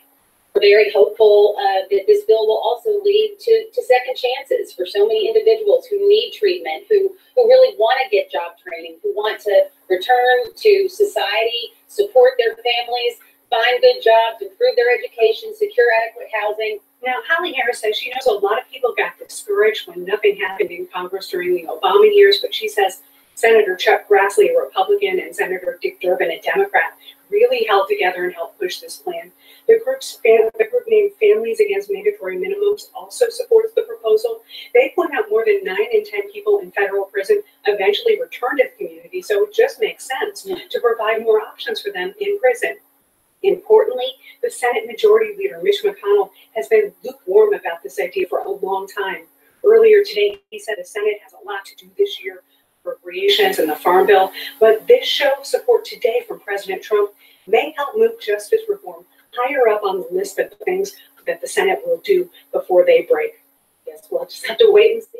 NPR's National Justice Correspondent, Carrie Johnson. Thanks, Carrie. My pleasure. House Republicans lost more than 30 seats in last week's election. It was a huge blow that cost them the majority after 8 years in power. Today, they came back to Washington and re-elected some of the same people who led the party to defeat. Current House Majority Leader Kevin McCarthy will be Minority Leader next year, and McCarthy says Republicans in the House will work with the Democrats when they can, but not if all they want to do is investigate the president. We're going to have to work hard. I think our message is going to have to be clear. Our ideas are going to have to be stronger. He also pledged to win back the House for Republicans in 2020. NPR's Kelsey Snell has been covering this and is here with us now. Hi, Kelsey. Hi there. Why are things staying the same after such a big loss? Often there's a shakeup. Were there people challenging the sitting leaders to replace them? Well, that's part of why things stayed the same. There just weren't a lot of people running to challenge the current leaders. There was only one contested top race in the House, and that wasn't even close. McCarthy beat conservative leader Jim Jordan of Ohio by an absolute mile. It was really a decisive win for McCarthy. Basically, they had a hard time picking a leader when they nominated Paul Ryan, the current Speaker of the House, back in 2015. Right. They had to beg him to take the job. And McCarthy's kind of been waiting in the wings for the top leadership position, but this is a really divided Republican Party. And they were hard to manage back when they had the majority, and it's really just not very much fun to be in the minority when you can't set the schedule. And, you know, it's just a really tough time to be a leader. Is there any consensus among Republicans about who's to blame for their losses? McCarthy was asked about this specifically a couple of times, and he said Republicans essentially had real problems in the suburbs, but he doesn't blame the Republican message and the way they talked about taxes or healthcare or President Trump's approval ratings. He says he blames big spending from outside groups and donors like former New York Mayor Michael Bloomberg, and he also blamed history. He said that the party in the control of the White House usually loses seats in a midterm, and he says that's what happened. He was also asked if he was worried about how the losses would, make it harder for the GOP to recover. And here's what he said. I think we stick to our principles, stick to our goals. You'll see this party continue to grow and be the majority. It represents all of America. In gender, faith, reality, we have a room cut out for us. And watch us in 2 years, we'll be back. So he talks about being more representative in terms of race and gender, but when you look at a photo of all the incoming freshmen, the Republicans are very white and very male, and the party's representation in Congress has only been getting more so over the years. How are they planning to address this? Yeah, it is very, very stark this year. Democrats did elect a much more diverse freshman class that's coming in, particularly in the House. Now, Republicans did make some moves to bring women into more leadership positions. They lost Kathy McMorris Rodgers, who was in leadership. She won re-election, but chose not to stay in leadership. And she's being replaced by Liz Cheney. She's now the head of the House GOP conference in charge of messaging, and she says she's ready to be more proactive and more aggressive in countering Democrats. She also says Republicans need to pitch that their policies are right for everyone, not just women. We shouldn't act like women are all going to, go in one direction because we're women. I think at the end of the day, our policies are the ones that help give opportunity to everybody. And she talked a lot about that, just about how Republicans need to be prepared to talk more about why they're right for people. And I should say, over in the Senate, Republicans also added women to their leadership ranks. Joni Ernst is now on the team over there. Any other leadership changes on the Senate side? No, not really. Democrats and Republicans both had their elections over there today.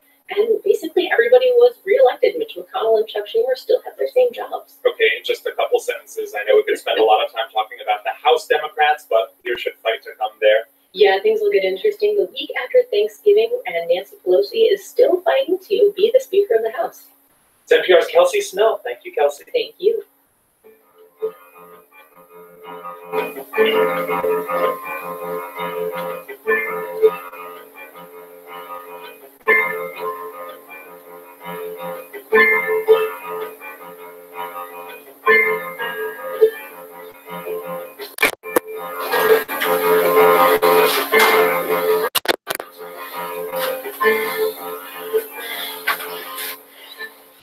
This is NPR News. I'm Noah Fever. I'm our digital services specialist. That means I work on the website, on our mobile apps, on our smart speaker platform. I love going to work every day because it's never like show up, walk in, go home. It's like, how can we do better? How can we improve this? It's just super stimulating to be with a group of people that take their job very seriously, but can also laugh and have a good time. So thanks for listening to VPR, and thanks for supporting it. And you're listening to All Things Considered on Vermont Public Radio. I'm Henry Epp. Election supervisors in Florida say the recount of 3 statewide races is causing some confusion. Matter of fact, to start with, we had several voters that called and wanted to know when were they going to get to vote again, because to them a recount was like a revote. Meanwhile, Republicans are still trying to discredit the whole recount process. We'll have more on that story just ahead. And at 5:44, we continue our series, They Are Us, about the mental health care system in Vermont. This evening, we'll hear about the day-to-day for 2 parents whose adult child has schizophrenia.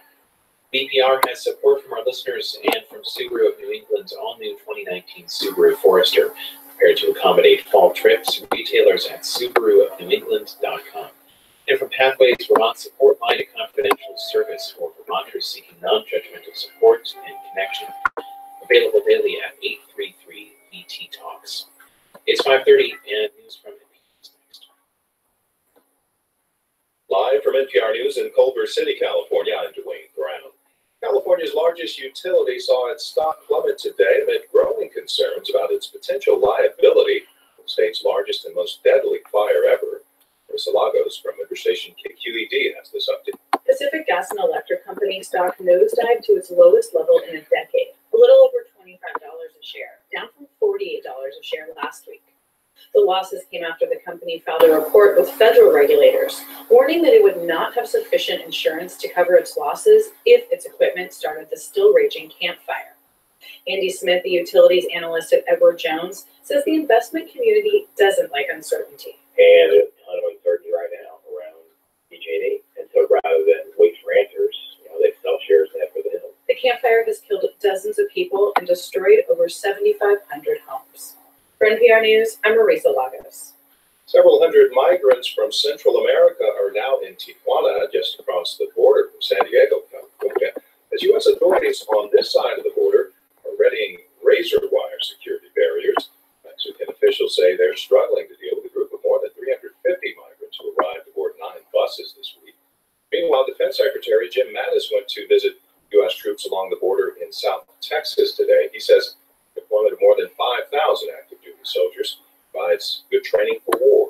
It's actually, I believe, so far improving our readiness for deployment, for making certain our procedures for mount out are correct, and we know how to get stuff on board aircraft for movement.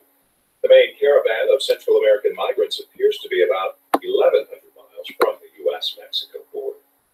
Stocks finished lower on Wall Street, giving up a modest rally as tech and bank shares fell. The Dow dropped 205 points. This is NPR. Boston's Northeastern University is acquiring a small college in London to expand its global footprint. As Kurt Carapezza with News Station WGBH tells us, it will be the university's 6th satellite campus. Northeastern is buying the New College of the Humanities, a 6-year-old private college with about 210 students. No word on the cost. The college had been run by a for-profit, which is unusual in the UK, and had struggled with enrollment. The college had attracted guest lecturers like Steven Pinker, a cognitive psychologist at Harvard. Once the deal is approved, the New College of the Humanities at Northeastern will become the university's 6th satellite campus, joining Seattle, Silicon Valley, Charlotte in North Carolina, and in Canada, Toronto, and Vancouver. For NPR News, I'm Kurt Carapezza in Boston.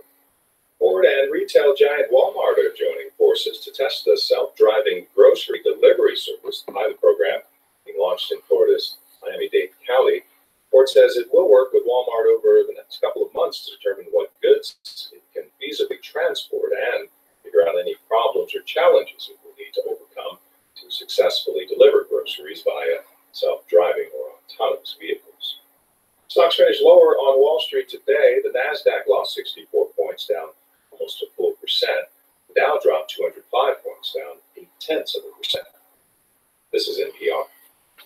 And you're listening to All Things Considered on Vermont Public Radio. Thanks for joining us. We have support from you and from X1 DVR from Xfinity, a multi-room DVR allowing viewers to watch recordings from anywhere on any mobile device, xfinity.com.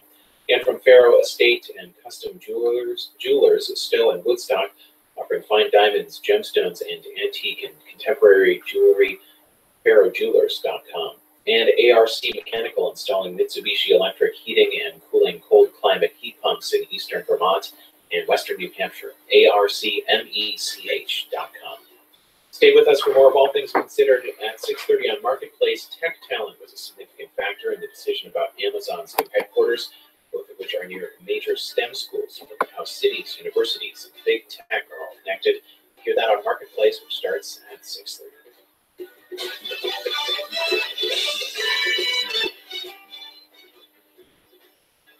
Support for NPR comes from this station and from Focus Features, presenting Boy Erased, starring Lucas Hedges, Nicole Kidman, and Russell Crowe. Based on the true story of a son who must overcome the fallout of being outed to his parents. Now in select theaters. From C3, providing a software platform that enables organizations to deploy artificial intelligence and IoT solutions at industrial scale. Learn more at c3.ai. and from the listeners who support this NPR station. This is All Things Considered from NPR News. I'm Elsa Chang. And I'm Ari Shapiro. In Florida, officials are still recounting ballots for U.S. Senate, Governor, and Agriculture Commissioner. Republican Senator Marco Rubio tweeted that Democrats are trying to steal the election. And today, President Trump told the Daily Caller that people vote illegally by changing their hat or shirt and then coming back into polling places to vote again. He did not provide any evidence. As NPR's Miles Parks reports, the strategy of discrediting the recount process takes advantage of voters' lack of understanding. In Taylor County, Florida, 2 counting machines are set up. 2 women are on stools feeding them ballots. Bigger counties have high-speed counting machines, but those are expensive. Here in Taylor, the machines tabulate ballots one at a time. Dana Sutherland is the Taylor County Supervisor of Elections.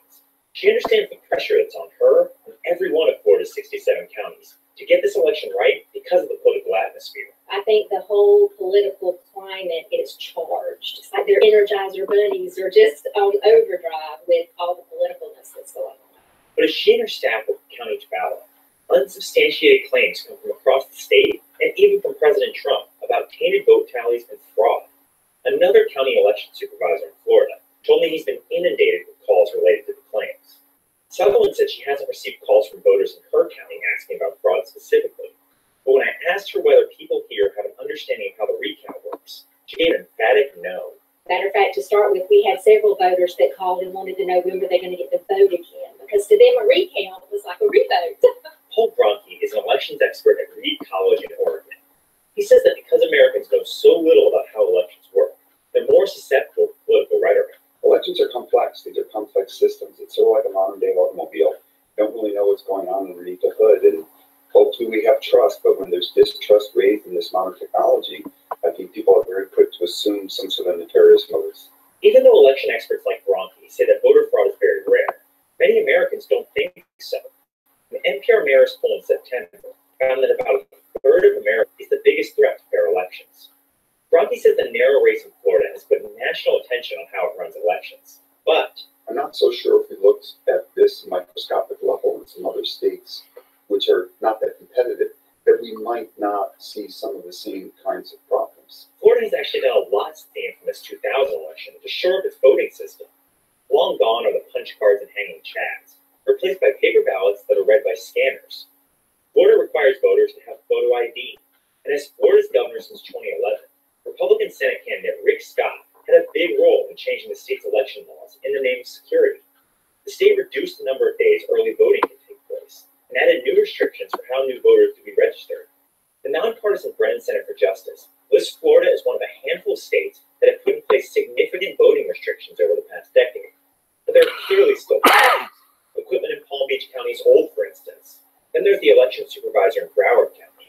She's come under fire for a number of mismanagement problems, including mixing more than a dozen ballots that should have been rejected in with valid ballots. Dana Sutherland says, as long as Florida is a bellwether for the nation's politics, its warts will be on full display. Every election cycle, I don't think we'll ever overcome that. And quite honestly, a lot of elections are decided by Florida. So we will always be at the spotlight, no matter what. Whether voters will be able to tell the difference, however, between isolated issues and widespread fraud remains to be seen. Miles Parks, NPR News, Tallahassee. Another storyline that came out of the midterm elections is about voter frustration with the way districts are drawn. In most states, politicians draw the lines that determine where you vote. That can lead to partisan gerrymandering, drawing the lines to favor a certain party. Last week, voters in Michigan and Colorado approved measures that take redistricting out of the hands of politicians and put that task in the hands of independent commissions. To find out more about how these commissions work, we are speaking now with Michael Lee. He's with the Brennan Center for Justice in New York. Welcome. Thank you for having me. So, all these ballot measures we're seeing, is this a sign that there is growing interest in redistricting? And will be that gerrymandering? Absolutely. There's been more energy around this issue than any time that I can remember. If you add Ohio, where a measure passed in May, there will have been 5 measures on the ballot, and 4 or 5 of them will have passed this year. And there's never been energy like that. And is this growing energy because the 2020 census is coming up? Is that why? Well, I think the energy around this issue comes from the fact that people, both Democrats and Republicans, and people who aren't affiliated with either party, increasingly understand that something is broken in our democracy, and that the way that lines are drawn have a big part to do with that. And a few years ago, this issue resonated with nobody in Poland. It didn't move voters one way or the other. And I think people have been really frustrated with the way that they were drawn this decade, and I think a lot of people are looking forward to new ways of doing it in the future. And some of those new ways are for states to redraw district lines by using what's called these independent commissions. Can you tell us how these commissions work? Well, they vary a bit, but the general idea is that you select people through a process that's very akin to selecting a jury. There's a screening process, and not picked by lawmakers, and then they get to work and they draw lines, holding lots of public hearings, generally fairly strict transparency requirements around these, which is something that doesn't occur right now and where lawmakers draw their maps. And then they have to pass it on a bipartisan basis, and that itself ensures that the maps are going to be fair, because you have to compromise it or else you fail. And there are some states that have been using independent commissions for years now. Do voters seem to be happy with the results? Absolutely. I mean, there have been versions of commissions in relatively small states like Montana and Idaho before, but they adopted a commission for the most recent map drawing process, and it's a large, demographically complicated state, and the result is much more competition, much more compact districts that do a better job of keeping communities together, and that produce more wins by women, by people of color, by people who don't have access to big money. And a lot of that is due to the way that the maps are drawn, and they're drawn much more fairly.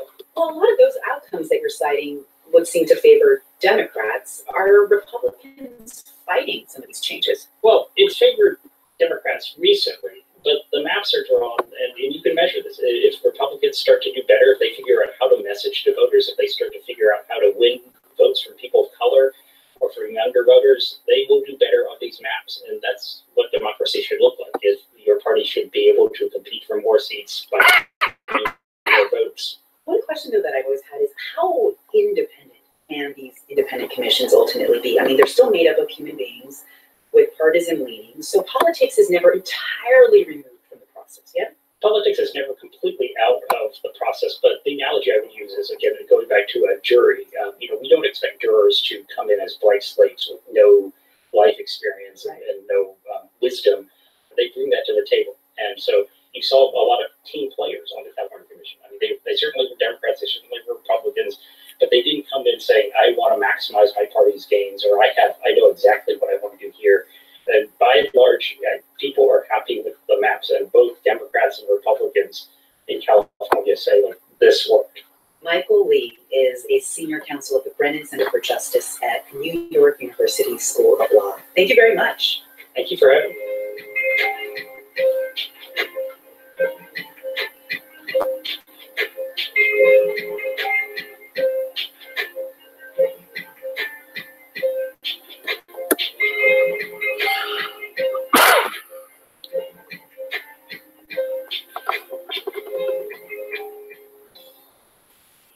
You're listening to All Things Considered from NPR News.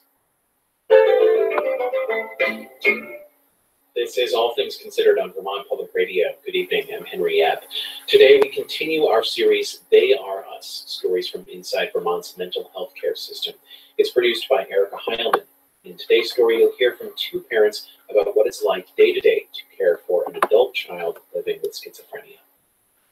When he went to the hospital the first time and was having the evaluation, the medical evaluation, I was hoping it was a brain tumor. Not that we kill him, but please don't let it be schizophrenia. Don't let it be that. That's Connie Stabler. Her son was diagnosed with schizophrenia when he was 19, just as he was becoming independent. He didn't believe there was anything wrong with him. He did not want to seek treatment. And since he was legally an adult, his parents stood by and watched his life fall apart. 1 in 100 adults are diagnosed with schizophrenia, and for most, the onset is around this time, in late adolescence. Back in the days at the state psychiatric hospital, people with schizophrenia who were in crisis would have been taken there, maybe lived there. Today, psychiatric hospitals are meant to stabilize people in crisis, then send them back to their community. So parents often play a critical role in their care. As caregivers crisis responders, money lenders, and often they end up having to figure out for themselves which services are available to them in the complex network of programs that make up the community mental health care system. In this segment, you'll hear from two parents, Connie and Ron, from two separate families. Both found support groups at the National Alliance on Mental Illness, or NAMI, which is where I found them. This is a story about what it's like day to day, year to year, to be a parent of an adult child living with schizophrenia. Again, here's Connie. We're very close and a very loving family. He was remarkable in that he had a very bright mind, but struggled from the beginning with some distractibility. When he graduated from high school, he moved out because we knew he was not going to be very motivated to get work if he just sat in this house. And so his dad helped him find an apartment and a job, and he moved out. And then one day I got a call from one of his friends who I'd never met. And they said, "We think there's something wrong, with your son. And we think he needs to live with you for a while." He said that he had showed up very early in the morning on an extremely cold day. He was soaking wet and said that he'd been walking along the river. The story was much the same. He started to notice signs of cancer in his son in his first year after high school. We're just using Ron's first name. Transitioning out of high school, college was eliminated for my son, so he elected to go the vocational route, and he took courses and was on his way to an apprenticeship. He was agitated on his job, and then he would tell us stories that we really couldn't relate to. Like, I'm one of the best apprentice that there ever was. There were questions of, what's wrong today? Well, people are sabotaging my work. And I remember having a talk with him. We sat him down to say, we really need to, focus and try. Later, I see him around the house a little too much, and I say to him, what is happening with your job or whatever? The job didn't work out. People sabotaging my work, so he abandoned his job. So at that point, I said, that's it. You have to. You're not trying at all. You're not.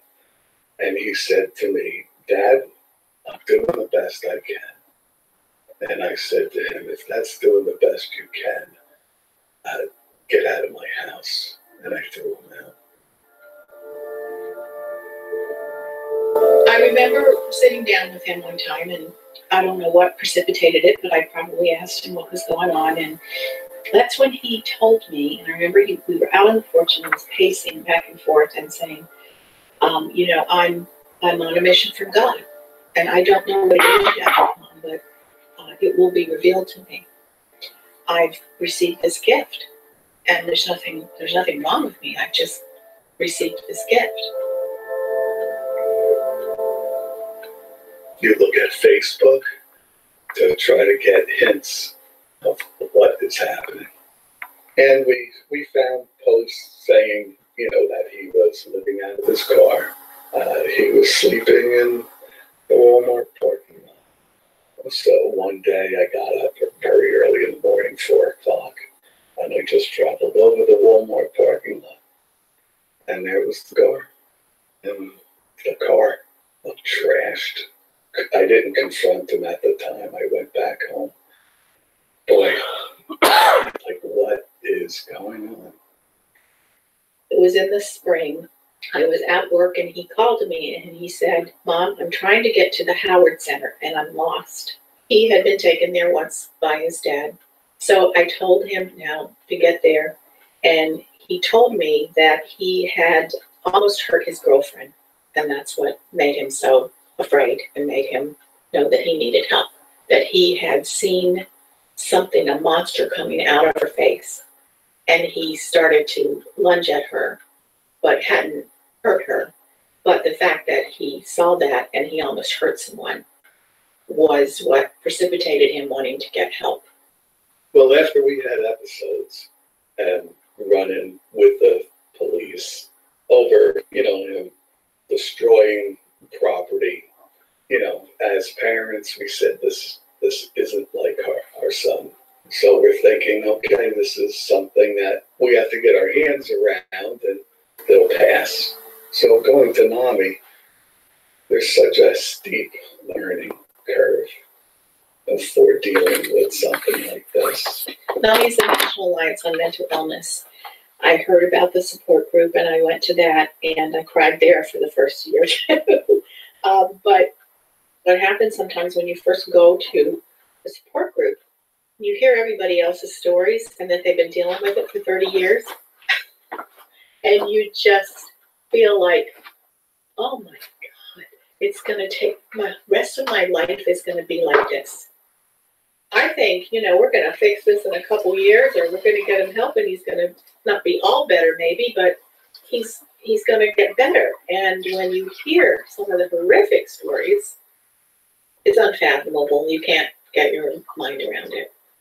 Also, there's this grieving because you're thinking about, all the dreams, aspirations that you had for your loved one, marriage, then getting a career, and you see that is drifting away. It's a whole new expectation level that you have to get used to. And it comes to life just meeting someone in the store and asking, how's your son doing? We happen to be friends with my son. And you hear, oh, he graduated college, oh, he has a degree. And here, how can you not reflect on where your son is? He's just trying to cope every day. Trying to spend time with him. I would lure him with food and he would generally meet up with me. It's very hard when you can't reason with someone who you used to be able to reason with. And it's hard even to find that person. But as a mother or a parent, you can't not do something. Parents especially, they say, I can't go on like this having my mentally ill loved one in the same house because I'm not getting sleep. It's affecting my job. And what happens if I lose my job? And, the whole thing starts to unravel. And you make a decision and say, I've reached my tolerance level. I can't live here anymore. And housing's not available. So now you find a slumlord that doesn't really care about the housing and you pay for it. And that's one of the things that parents especially deal with is when you're on disability, it only covers so much. His relationship with his brother is one of the saddest things because they were 12 years apart and very close, big brother.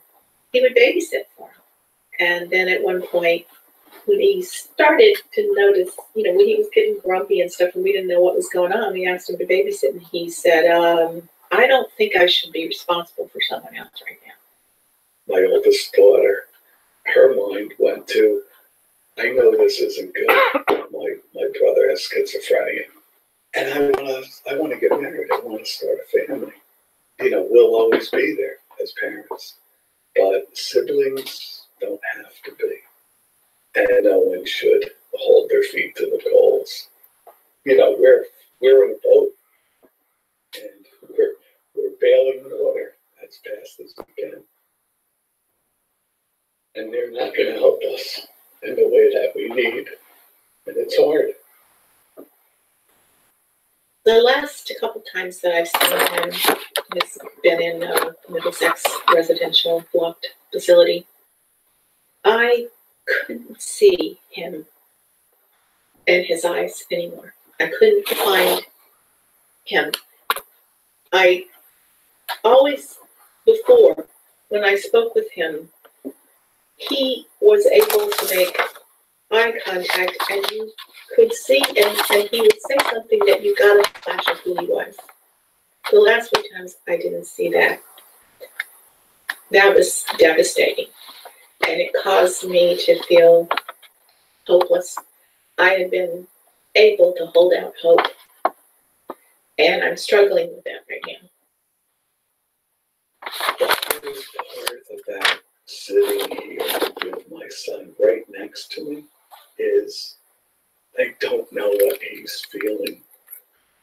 Is there love there? Because he's become more robotic. But out of the blue, yeah, he'll just say to me, hug me. And, I hug him. And that hug is worth a decade of I love yous. There was a time, and there might still be a time, where people feel that these bottom feeders really are taking away from the needs of society. And it shouldn't be there.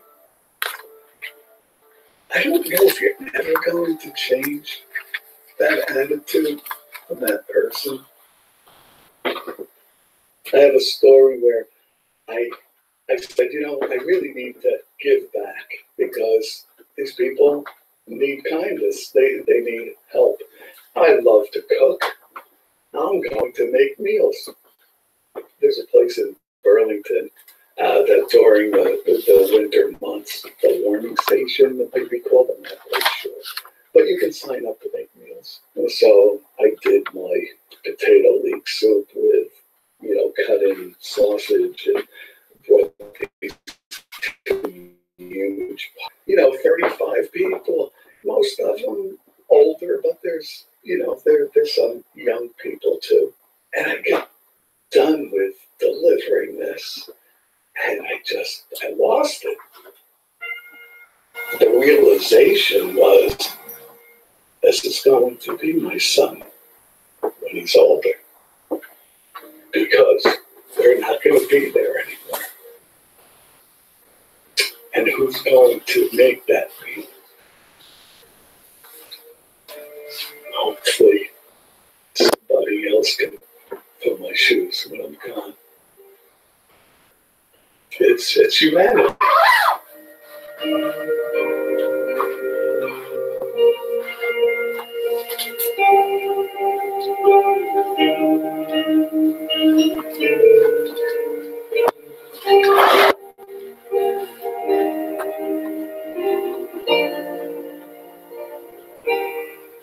That story was produced by Erica Heilman. It's part of our series, They Are Us, stories from inside Vermont's mental health care system.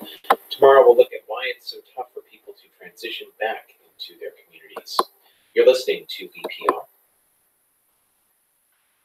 Support for NPR comes from this station and from Gobble, a meal kit company that delivers semi-prepped meals to be finished at home in 15 minutes with one pan. Gobble's sous chefs do the prep work, like chopping and marinating. This week's menu is at gobble.com/NPR. From Fidelity Investments, taking a personalized approach to helping clients grow, preserve, and manage their wealth. Learn more at fidelity.com/wealth. Fidelity Brokerage Services, LLC. And from Amazon Web Services, used by millions of customers. AWS provides a range of cloud services and functionality, from tools to security to compliance. More information at awsishow.com. You're listening to All Things Considered on VPR. We have support from you and from Vermont Guardians ad litem, community volunteer advocates helping make a difference for children in court, vermontjudiciary.org/GAL. And Bluebird Barbecue Burlington, offering made-from-scratch barbecue catering services for holiday events, bluebirdbbq.com. And from Efficiency Vermont, funding below-market-grade loans that help Vermonters pay for energy efficiency improvements, efficiencyvermont.com/loans. Thanks for joining us for All Things Considered. It's 6 o'clock. o'clock. News headlines are just ahead.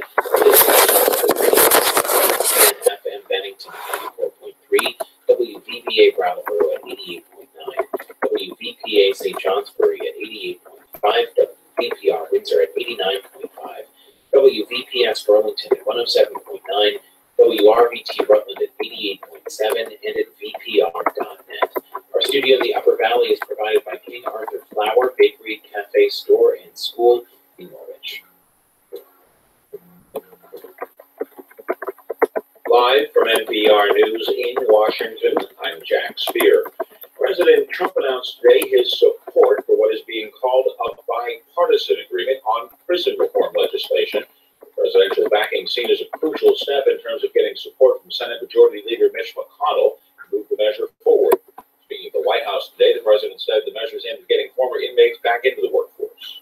The legislation I'm supporting today contains many significant reforms, including the following. First, it will provide new incentives for low-risk inmates to learn the skills they need to find employment, avoid old habits, and follow the law when they're released from prison. The incentives would include vocational training and educational coursework. It will also give judges more discretion when sentencing non-violent offenders, including drug offenders. Senate Majority Leader McConnell is blocking a bipartisan effort to protect Special Counsel Robert Mueller's investigation into potential ties with the Trump campaign in Russia. That was just a week after Attorney General Jeff Sessions was fired. The president elevated an acting Attorney General who's expressed skepticism of the ongoing probe. Outgoing GOP Senator Jeff Flake is pledging not to support any Republican-nominated judicial nominees until legislation to protect the Mueller investigation gets a vote. This could block judicial confirmations, at least at the committee level, for the rest of the year. The 21 nominations that are in the Judiciary Committee waiting for a vote there will not receive a vote. Nor will I give my vote to the 32 nominations that are sitting here on the Senate floor. The confirmation of judges has been a key agenda item for Republicans in the Senate. McConnell objected to voting on the Mueller protection bill, explaining that he felt there was no danger of the probe being ended prematurely. Tim Mack, NPR News, Washington. After a marathon meeting, UK Prime Minister Theresa May says her cabinet is backing her controversial draft agreement to leave the European Union. NPR's Frank Langford in London. The agreement has already come under intense political fire. Brexiteers in May's Conservative Party said it would keep the UK inside the EU's customs area indefinitely, preventing the country from breaking free of EU law and regulations. May acknowledged the agreement will face scrutiny in the days ahead, but said it was the best deal the UK could get. The choice was this deal which enables us to take back control and to build a brighter future for our country, all going back to square one, with more division, more uncertainty, and a failure to deliver on the referendum. Major EU countries are expected to weigh in on the agreement later this month. Then comes what could be the biggest challenge, getting it through Britain's parliament. Frank Langford, NPR News, London. Stocks posted their fifth consecutive session loss today as traders pushed up bond prices and tech sector stocks founder. The Dow was down 205 points today. The NASDAQ fell 64 points. You're listening to NPR News. Support for NPR comes from NPR stations. Other contributors include Kay Bucksbaum, in support of the David Gilkey and Zabiula Tamana Memorial Fund, established to strengthen NPR's commitment to training and protecting journalists in high-risk environments, and the Annie E. Casey Foundation. I'm Henry Epp with VPR News. The recent departure of Vermont Lottery Director Daniel Raychak has raised questions about state officials storing public information on their private devices. Raychak's temporary replacement, Gary Kessler, has responded to a public records request from vtdigger.org by saying he's unable to retrieve records off Raychak's personal accounts or devices. That appears to run counter to a ruling by the Vermont Supreme Court last year that public officials couldn't avoid disclosure of records merely by storing them on private devices. The departure came just days after VT Digger made a public records request for communications with Raychak and other lottery officials. A new wood chip boiler plant at Goddard College in Plainfield is now in operation after 14 years of permitting hurdles and legal battles due to fears about local air pollution. The new system will carry hot water underground to 22 buildings across campus, replacing at least as many oil-burning boilers. Adam Sherman of the nonprofit Biomass Energy Resource Center says Goddard College's plant is part of a larger push toward local wood energy.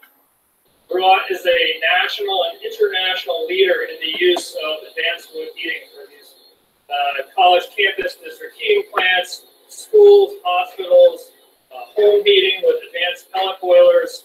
Vermont has set a statewide goal of meeting 35% of the state's heating demand with wood heat by the year 2030.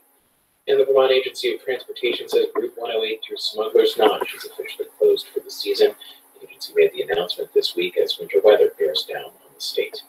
The eye in the sky forecast for tonight, partly to mostly cloudy near Lake Champlain, otherwise clearing, lows ranging from 5 below to the teens. For VPR News, I'm Henry Yao. Support for VPR comes from our listeners and from Verolux, creator of the Happy Light and Bright Light Therapy Lamps in Waitsfield, or Daily Dose of Sunshine, Verolux.com, and Dartmouth-Hitchcock's Morris Cotton Cancer Center, a National Cancer Institute designated cancer center, or at cancer.dartmouth.edu.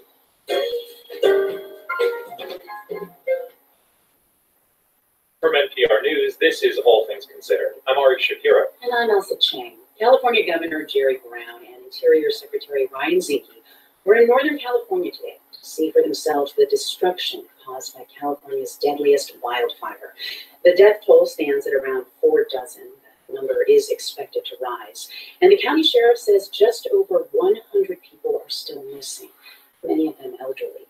Let's turn now to NPR's Kirk Sigler. He's at the main fire camp in Chico, California, where many of the survivors have fled to.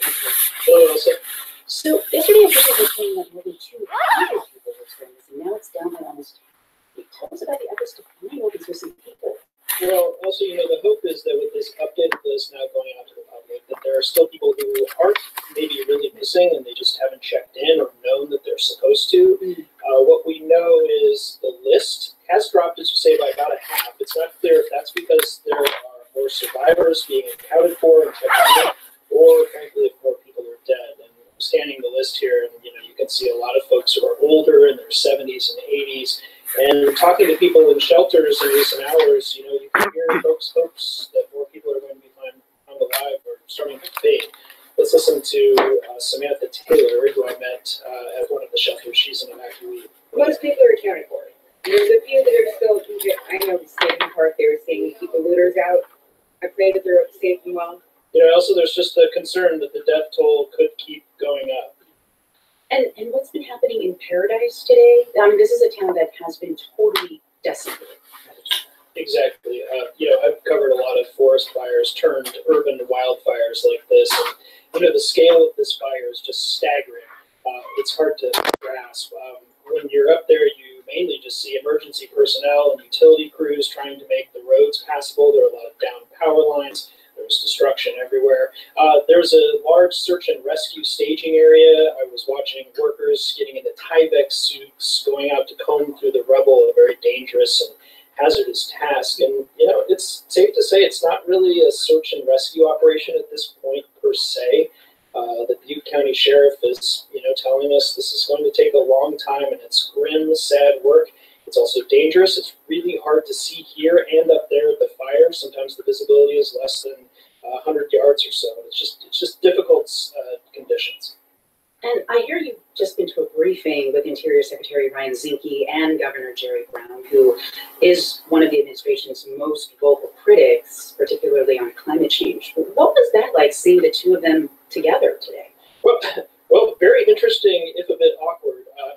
The two men were pressed on their differences, and they frankly tried to downplay them.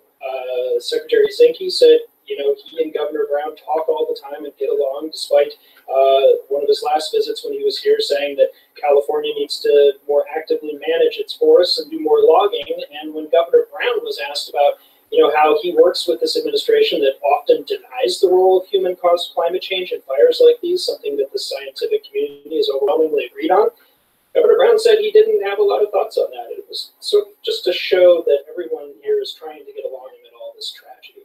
That's NPR's Kirk Sigler in Chico, California. Thanks, Kirk. Thank you. The town of Paradise, California, is in the Sierra Nevada foothills, an area with a long history of fires. The city has practiced evacuations for years, as Mayor Jody Jones told us on this program yesterday. We even took one of our peak morning hours and made the road a contraflow, and so we could show our citizens how it was going to work. What happened, though, is are evacuating a zone or two or three zones, you're not evacuating an entire town all at the same time. Some of the dozens of people who died in the fire were trying to evacuate Paradise. Many others are still missing. LA Times reporter Paige St. John has been writing about Paradise's preparations for wildfires. Welcome to the program. Hello. How well did people in this area understand the threat of a catastrophic fire and the likelihood that one might happen? Paradise residents understood the threat just tremendously because they have to leave town almost every other year for some evacuation. There were tremendous fires in 2008 that buffeted the town and actually came right up to city limits and destroyed some homes. But there have also been evacuations, 3 other years of the evacuations since then. So if people had awareness and they had experience, where was the flaw? The problem in Paradise is that you can't get out. It's basically a town that was created during the gold mining era on a ridge with 2 roads out, and up until recently a dirt road that came through the forest off the north side of town that has since been paved. And things have not changed in terms of evacuation routes greatly in Paradise since its housing boom in the 1960s and the 1970s.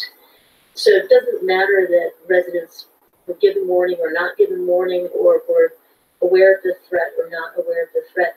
Once they needed to move and you had an entire town that needed to get out all at once, the roads quickly turned into parking lots.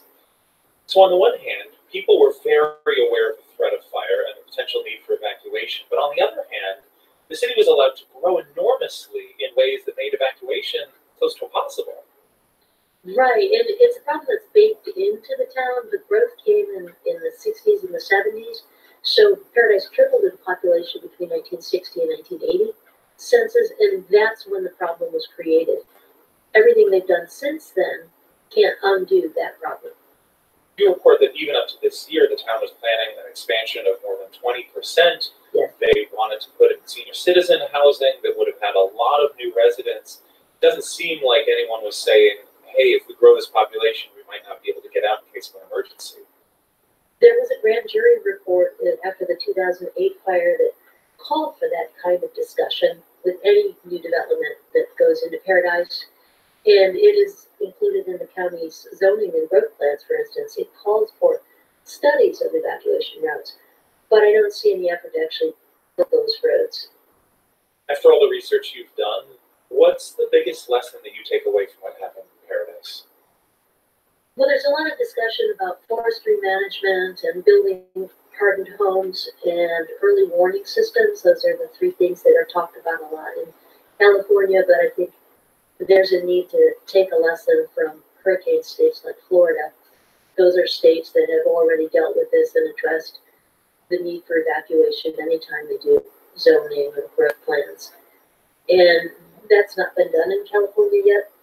There's a note in this 2008 grand jury report about Paradise's looming disaster, and it notes that all of the other forest towns in the foothills face the same dilemma. Paige St. John, thank you so much for talking with us. Sure. She's a reporter for the LA Times. And today, in a Washington, D.C. courtroom, the Trump administration was defending itself in the First Amendment lawsuit. CNN and its correspondent Jim Acosta sued the administration to restore Acosta's access to the White House. The White House had revoked his access last week. Meanwhile, Vice President Mike Pence was in Asia arguing for press freedom.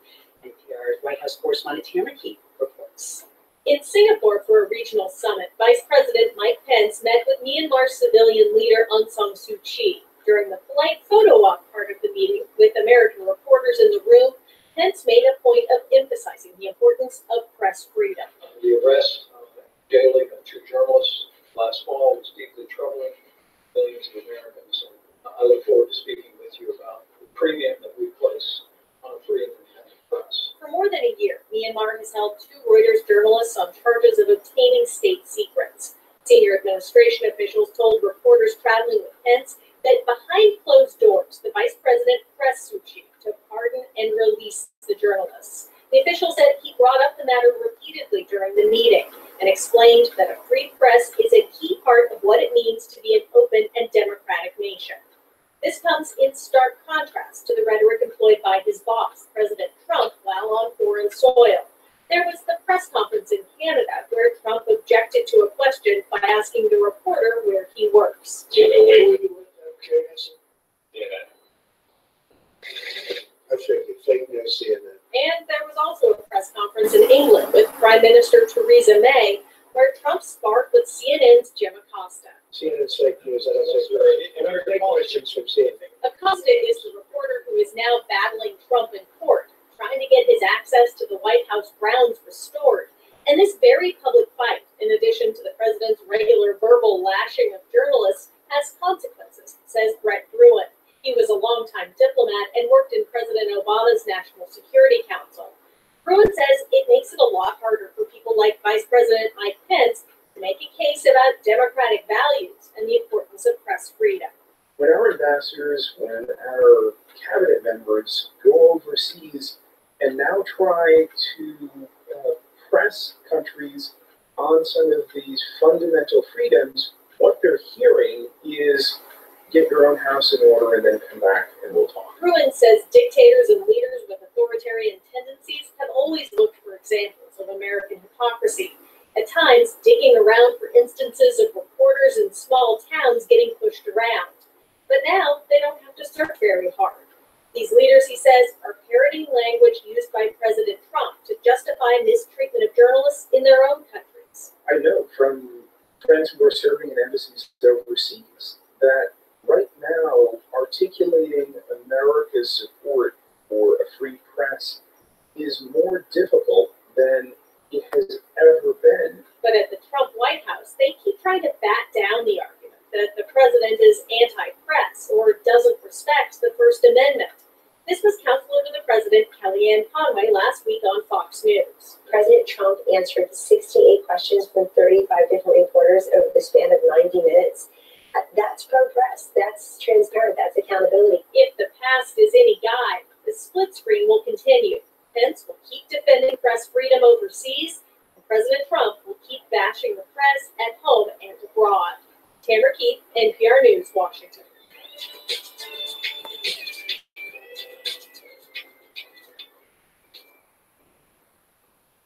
You're listening to All Things Considered from NPR News. And you're hearing it here on Vermont Public Radio. From the Fairbanks Museum, here's the Eye on the Sky 5-day forecast. Advancing high pressure will allow diminishing winds, in turn allowing record or near record low temperatures overnight, with temperatures dropping to anywhere between 5 below and 10 above. Temperatures tomorrow will climb into the 20s to lower 30s. High pressure will sit overhead early tomorrow, but it will be drifting eastward, and high-level cloudiness will be thickening ahead of low pressure moving up the east coast. From tomorrow night into Friday, this will bring a general 3 to 7 inches of wintry precipitation to the valleys, with predominantly snow in the north and in the southern mountains, and snow changing to a wintry mix in southern valleys. Winter storm watches and winter weather advisories have been issued for this period, and travel slowdowns should be expected. Highs on Friday will reach the upper 20s to lower 30s north and 30s to around 40 south and in the broad valleys west. A weak front on Saturday could bring a few mountain snow or valley rain showers, but highs will range from the 30s to lower 40s, then slightly cooler on Sunday, then slightly warmer again on Monday before the next round of Arctic cold arrives on Tuesday. I'm meteorologist Lawrence Hayes with an eye on the sky.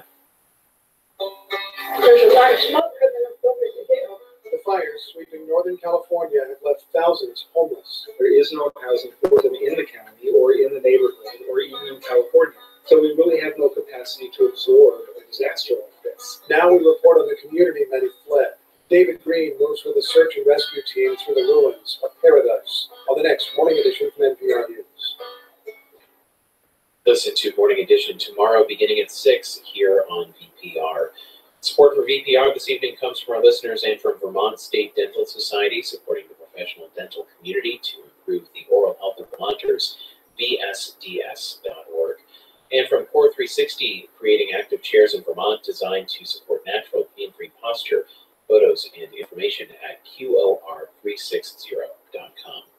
Marketplace is coming up in 10 minutes. Tonight, British Prime Minister Theresa May announced that negotiators were nearing a deal with the EU on the Irish border, the last sticking point for a Brexit deal. Look at where things actually stand as Brexit looms. That's on Marketplace tonight at 6:30.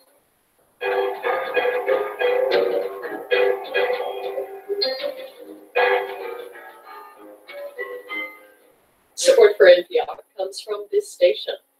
And from Fidelity Investments, taking a personalized approach to helping clients grow, preserve, and manage their wealth.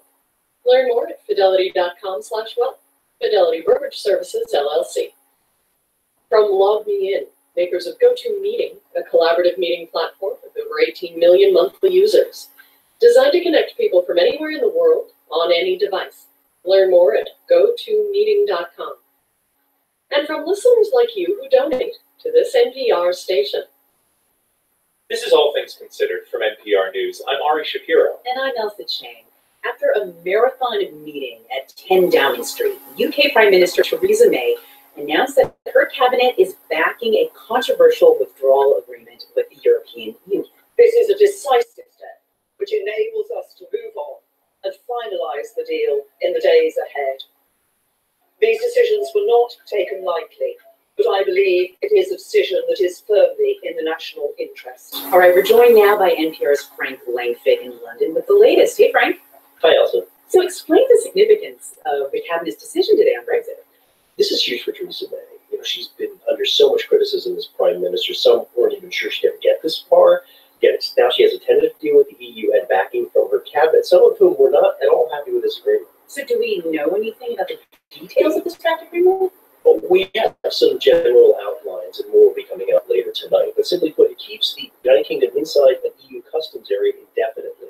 And the idea there, at least for the foreseeable future, is until they can get a new free trade deal or find a way of avoiding building customs checks on the island of Ireland, they're going to stay inside the Union.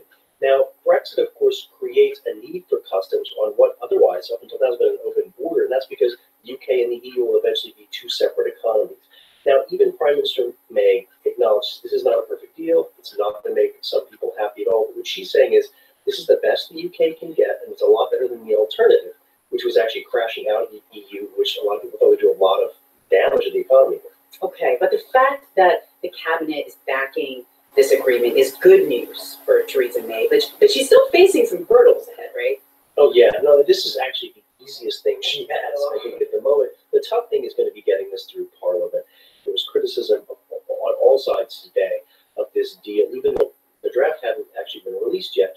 And especially she's getting it from Brexiteers inside her own Conservative Party. And what they say is this agreement is going to keep the UK inside the EU and prevent it from making new trade deals with other countries. One MP said it was going to turn the United Kingdom into a vassal state. Like a return to feudalism? That was the implication, yeah. And here's Peter Bone. He's a member of Parliament. He's speaking today in Britain's House of Commons. You are not delivering the Brexit people voted for. And today, you will lose the support of many Conservative MPs and millions of voters across the country.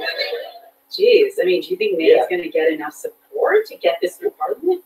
Well, it's going to be fascinating to see as this unfolds in the coming weeks. At the moment, the map does not look easy at all for her. You know, her Conservative Party doesn't even have a majority in the House of Commons. They have to rely on a party called the Democratic Unionist Party that's a part of Northern Ireland for an extra 10 votes to get things done. Well, the Democratic Unionists are not happy about this because of the way that it might impact and treat Northern Ireland. So we're going to just have to see how this plays out. But she's going to really have to sell this to Parliament and also sell it to the people. And also sell it to the European Union. I mean, we should know that the European leaders in their 27 parliaments have to agree to this as well, right? And they do. And the thought is that they're happy, relatively happy with this agreement, and that later this month, the EU leaders would have their say at a summit process. That's NPR's Frank Langfitt in London. Thanks, Frank. Happy to do it, Elsa.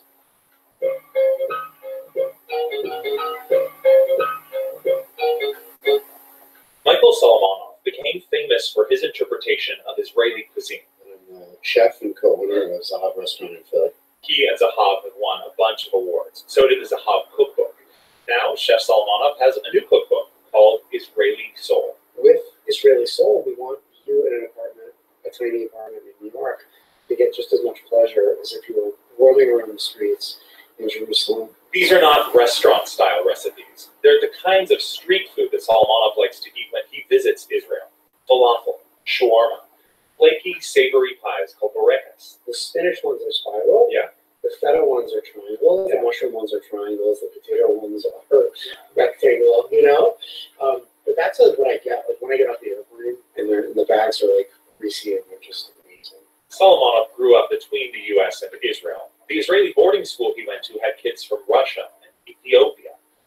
Israelis have only lived in the Middle East for a couple generations. So Solomonov explains that Israeli cuisine is really lots of different cuisines mashed together in one tiny patch of land. To demonstrate, he shows us how to make a quintessentially Israeli dish in a friend's kitchen in Washington, D.C. So we're going to make schnitzel sandwich and pita, which is like, it's a very iconic Israeli dish in the sense that it is schnitzel, which comes from Europe, and we put halach in there, which is the generic word, the Yemenite word for curry, and then we're going to put amba on it. Which is a mango kind of... Which is like a mango pickle, which comes from the Iraqi Jews, but from India, and then we're going to serve it inside a pita, which is totally Arabic. You know? So when you talk about Israeli cuisine, you're making a dish that has elements of Eastern Europe, Yemen, Iraq, India, right. The Arab world. This sounds like everything thrown into the soup pot. Exactly. Chicken schnitzel stuffed inside of a pita, so you can drive a car, talk on the phone, smoke a cigarette while eating a sandwich. That's what actually makes it Israeli. He pounds a chicken breast thin. You could use other kinds of meat, or even vegetables like zucchini. He dips the chicken into beaten eggs flavored with the Yemenite spice mix halach. Then coating of matzo meal, not breadcrumbs. And it produces this super thin, really sort of unadulterated crust. And then egg wash acts as this sort of like brine or sort of marinade, which is awesome. And then you're not doubling up on like flour breadcrumbs. Especially if you're going to eat it in pita. Exactly. Another Middle Eastern touch, as the chicken sizzles in the pan, he sprinkles on the green herb mix za'atar. And you put it on absolutely everything. It's sort of like the salt and pepper. So this is something that your parents would make, you would eat as a kid. This is part of like your birthright, I think, as like an American Israeli. This is what you do. When my mom would be out of town and my dad would pack my lunch, he would go Wonder Bread, butter, cold schnitzel sandwiches for lunch, which at the time would embarrass the hell out of me. Now, best thing ever. Solomonov's grandparents came from Bulgaria, so schnitzel has been part of their family repertoire since long before they moved to Israel after World War II. The sizzling brown schnitzel goes into a fluffy, warm pita. Then it gets some embellishments. You don't need to like bedazzle with tons of things. Okay. You just need a couple of good ingredients. Tomato, cucumber, the mango relish called amba, and sesame sauce tahina. That's beautiful. Your dad has a history with sandwiches. He owns Subway franchises, right? Yeah. So my dad owned a Subway sandwich shop in Pittsburgh. And then when we moved to Israel, he had two of them in Haifa. How does he feel about the fact that you're now famous and successful for, among other things, making sandwiches? He loves it, you know. I was like a sandwich artist for him. You were assembling the Subway sandwiches. Yeah, I was the worst employee too. He might have fired me. The za'atar no amba. No. No tahina. No, it's not No watch. Family history and world history in a handheld Bible. Michael Salk with co-author Stephen Cook is called Israeli Soul.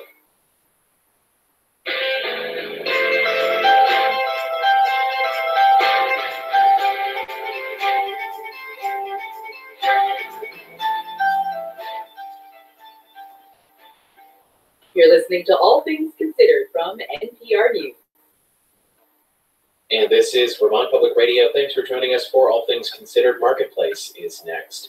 Support for VPR comes from you and from Danforth Pewter, demonstrating American craftsmanship with Vermont-made items such as handcrafted ornaments, jewelry, and oil lamps. DanforthPewter.com. Coming up next, it's a Marketplace, followed by the rebroadcast of Vermont Edition at 7 o'clock and Q from the CBC at 8. Funding for Marketplace on VPR is provided by People's United Bank, N.A., striving to be the bank of choice for all business needs, peoples.com. It's 6:30.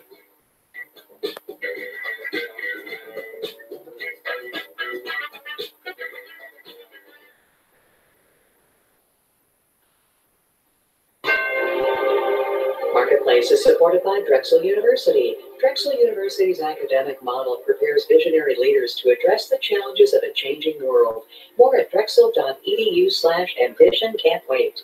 I know I used this yesterday, but honestly, it is just so good. Is the Prime Minister going to get a deal with the EU? Don't know. Is she going to be able to get it through the Commons? Don't know about that either. Don't know. There is a Brexit deal, we think.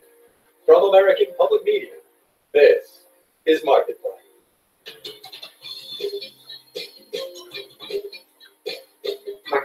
is supported by Progressive Insurance, offering Snapshot, a device that adjusts insurance rates based on safe driving habits. Now that's Progressive. Learn more at progressive.com or 1-800-PROGRESSIVE. And by Figure, providing a streamlined digital platform for home equity loans. You can learn how to use the equity in your home for home improvement, major purchases, or debt consolidation at Figure.com. And by Invest Northern Ireland. Northern Ireland, a European location with a skilled, agile workforce focused on results. More at investni.com.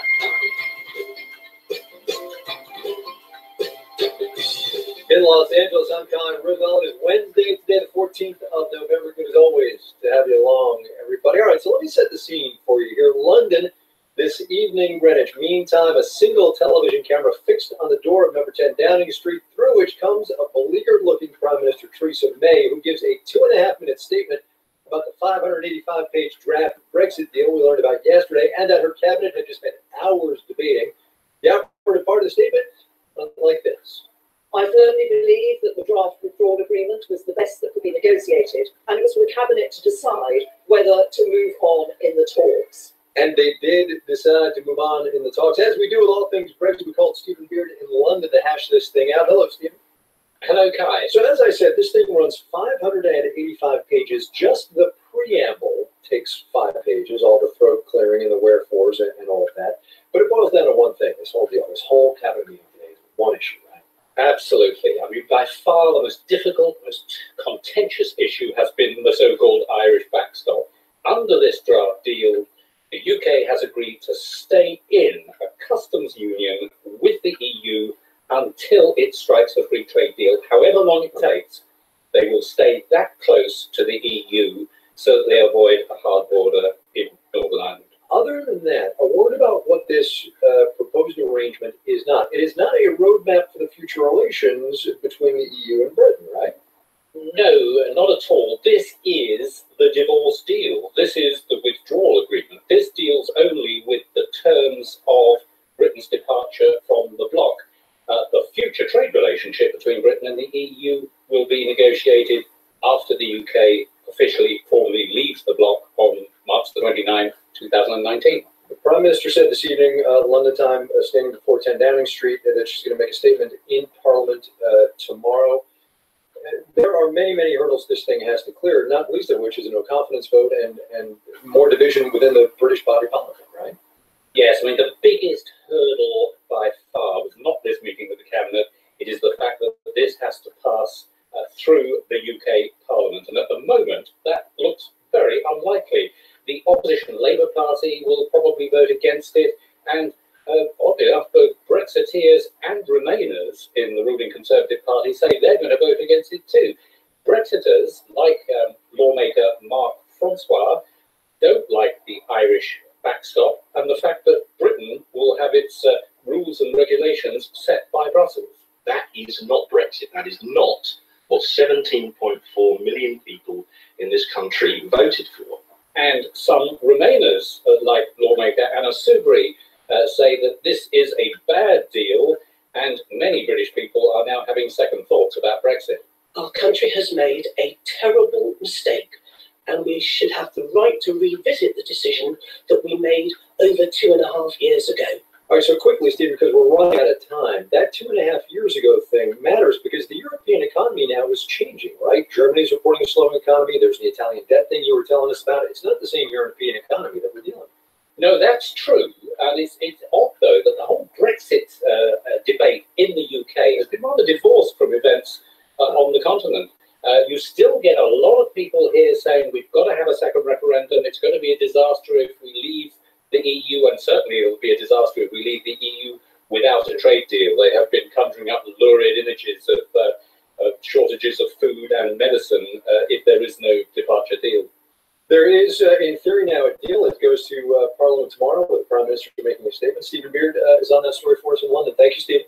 Thank you, Kai. With the caveat that foreign exchange does indeed carry significant risk of loss, the British pound US dollar trade was a pretty good proxy for what the politicians were debating today. Sterling was down all day against the greenback, made back all its losses though, and then some as May started talking. Equities, today there was no making back of any losses. We'll have the details when we do the numbers.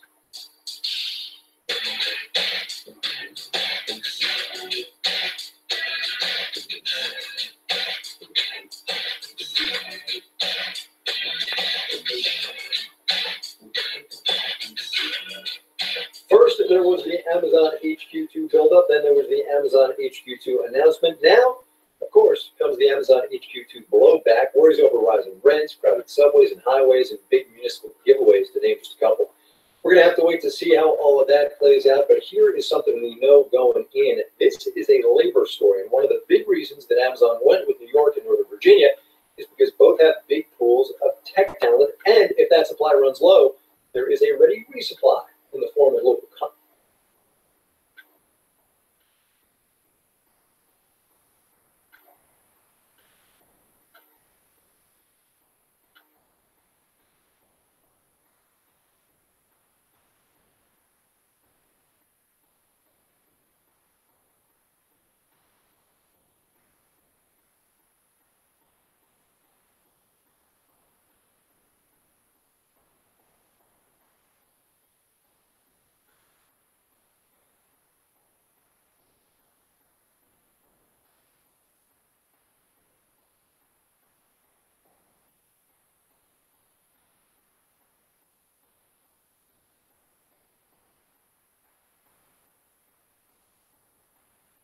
Colleges and universities. Marketplace's Amy Scott has the higher ed implications of Amazon's move. Virginia Tech was already planning a new innovation campus in Northern Virginia. President Tim Sands says Amazon's arrival will just speed things up. The university and the Commonwealth of Virginia will each invest $250 million initially, and Amazon gets access to a whole new pool of graduates. They're going to have to recruit, though. These are not people we're delivering to their doorstep. They're going to be in there with everybody else. Nearby George Mason University is also investing $250 million with the goal of tripling the number of computer science graduates. New York has been working to develop its tech pipeline too, from Cornell University's new tech campus to established schools like Columbia and NYU. Julie Samuels is executive director of Tech NYC, a coalition of tech companies and investors. She says it's not just about luring companies like Amazon and Google. Increasingly, every company is a technology company. Financial institutions, media companies, advertising companies. And what do the schools get in return for producing all this tech talent? They get jobs for their students, which creates more demand for those seats, which creates more applications, which creates... That's marketing professor Scott Galloway at NYU. And also, more alumni who go on to be wealthy, who then, in turn, give money back. There are risks, too. Uber teamed up with Carnegie Mellon a few years ago to develop driverless cars and ended up driving off with about 50 of its robotics experts. I'm Amy Scott for Marketplace. A brief-ish detour to trade and tariffs now, away from the headlines of steel and aluminum, down farther on the harmonized tariff schedule to electronics and electronic components, because seriously, just look around. Electronics are pretty much everywhere now, right? DF Electronics is in Cincinnati, Ohio. It's a family-run electronics maker, and Fine runs accounting and personnel. It is her family business, by the way. And welcome to the program. Thank you, Kai. It's nice to be here. Do me a favor and tell me what DF Electronics does. What do you make, and who do you make it for? We make printed circuit boards that go into a variety of mostly industrial controls, anywhere from medical furniture to pumps and anything in between. Okay, so the reason we called you are those printed circuit boards and all the things that go on those printed circuit boards. Where do you get your components? Any given circuit board can have anywhere from a half a dozen to a couple hundred different components on it. Most electronic components are built overseas, and a lot of them are built in China. So as we sit here in a tariff economy, what is your exposure? I mean, you know, you're the accounts materials manager. I'm sure you look at these line items every day. What are you seeing? It's frightening. And the thing is everyone involved, from the manufacturers down to us, is sort of making this up as we go. We're seeing some tariff costs defined. We're seeing some component costs simply go up. We're seeing some distributors that haven't done anything yet, even though we know that some of those products are tariff products. How do you keep the books? How do you keep the accounts when you don't know what's what, sort of?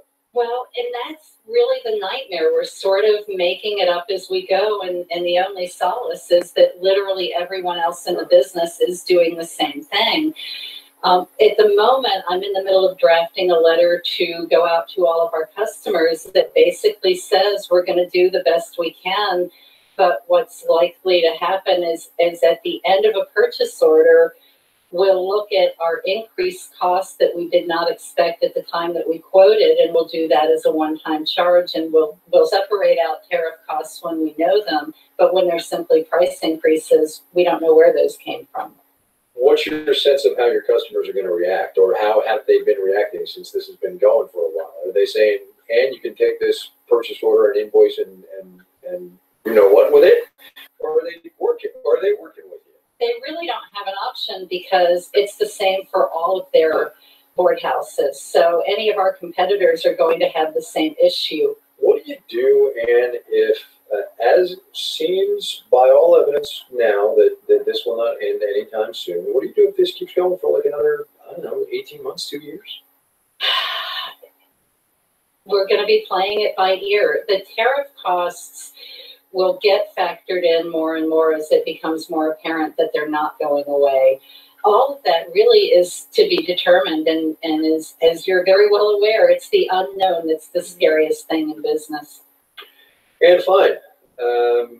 She runs personnel and accounting at DF Electronics, a company your dad founded, as I said, 40-something years ago, in Cincinnati, Ohio. And thanks a lot. I appreciate your time. Kai, thank you so much.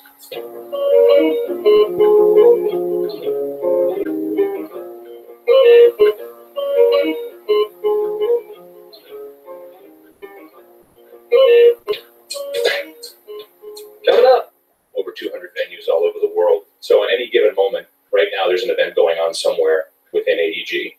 One CEO, so many people to entertain. But first, let's do the numbers. The Dow Industrial is up 205 points today, 0.8%, ended at 25,080. The S&P 500 dropped 20 points, about 0.75%, closed at 2701. NASDAQ down 64 points, 0.9%, 71 and 36. A sell-off in tech helped sour the mood. Apple led the way, filling up 2.8% today. Shares of Netflix rebound about 2.6%. From the Department of No Good Deed Goes Unpunished, retailer Macy's reported doubling net income last quarter and predicted more of the same to come. However, shares crashed anyway, unraveling more than 7%. Today, bond prices rose. Yield on the 10-year Treasury note fell 3.12%. Is the yield you're listening to Marketplace? Marketplace is supported by C3, the software platform for digital transformation using artificial intelligence and IoT to solve previously unsolvable business problems. Learn more at c3.ai. And by Western Digital. Everywhere data lives, from personal devices to global organizations, Western Digital fuels the innovation for a smarter future. Learn more at datamakespossible.com. And by Kronos, HR, payroll, talent, and timekeeping in one unified system, designed with a streamlined implementation approach for small and medium-sized businesses across the globe. Learn more at Kronos.com. Kronos, workforce innovation that works. I'm Erica Heilman. Join us this week for a special series on mental health in Vermont. There are not people out there who are other because right now, at this point in their life, they have a label that says mental illness.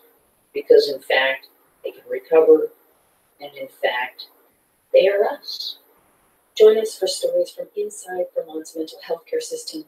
Listen all this week at 5:44 p.m. and on vpr.net. You're listening to Marketplace on VPR. We have support from you and from ARIE Consulting, providing user-driven Microsoft Cloud solutions to simplify workflow and improve communication. ARIEconsulting.com. And from Vermont Folklife Center, for over 30 years, sustaining Vermont's diverse cultures and building connections between people and communities. btfolklife.org.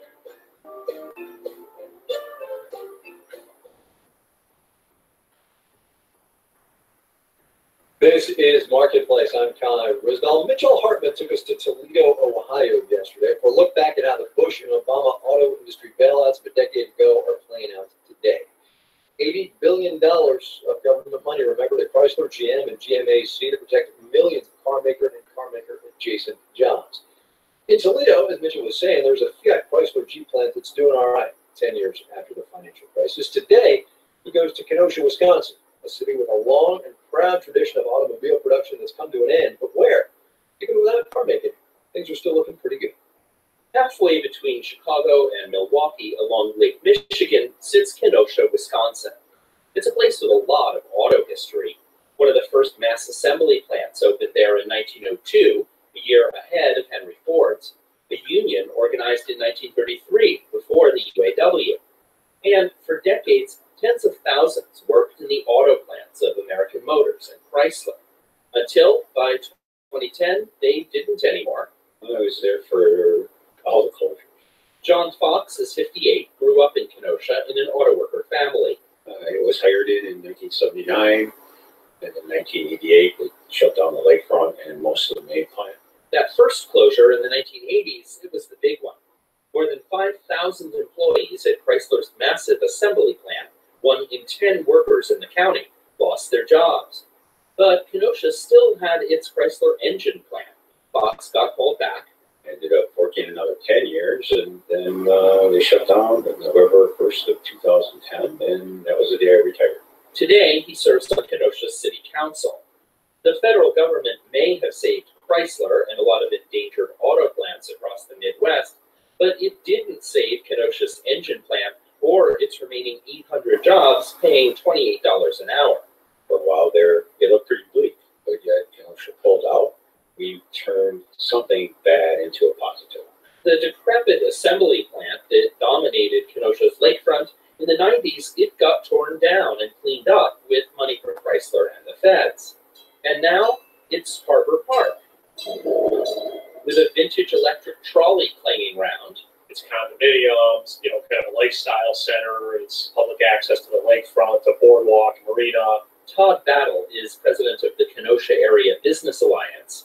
He says the lakefronts attracted shops and restaurants and commuters. We've seen a tremendous amount of residential development. The economy has become more diverse, stable, less cyclical, and tied to the auto industry. Today, local unemployment's just 3.3%. Poverty and median household income are comparable to levels nationwide. Battle says Kenosha marketed its strategic location along I-94, connecting Chicago to all points north. And now it's attracted distribution centers and logistics facilities, advanced manufacturing operations, food processing. You see companies like Amazon to Uline to SC Johnson. And soon, Taiwanese electronics company Foxconn, which is planning a major plant nearby. John Fox says the region has attracted new jobs to replace those in the auto plants, but the standard of living they offer can fall short. The pay is not there to what I had when I was growing up or I was a young adult. Peggy Applegate-Pavlinsky is president of UAW Local 72 in Kenosha, which mostly looks after retirees. She worked 30 years at Chrysler and remembers when her daughter and son-in-law were starting out looking for jobs there. I went over to the office and I said, this isn't going to be a job for a long term. Don't hire them. It would have been nice if there was this here, but it isn't. It isn't there anymore. Harbor Park was just the first step in Kenosha's redevelopment. The old engine plant that Chrysler shuttered in 2010, it's now been torn down and the land cleared. Plans are in the works for athletic and educational facilities and a center to promote technology jobs. I'm Mitchell Hartman for Marketplace.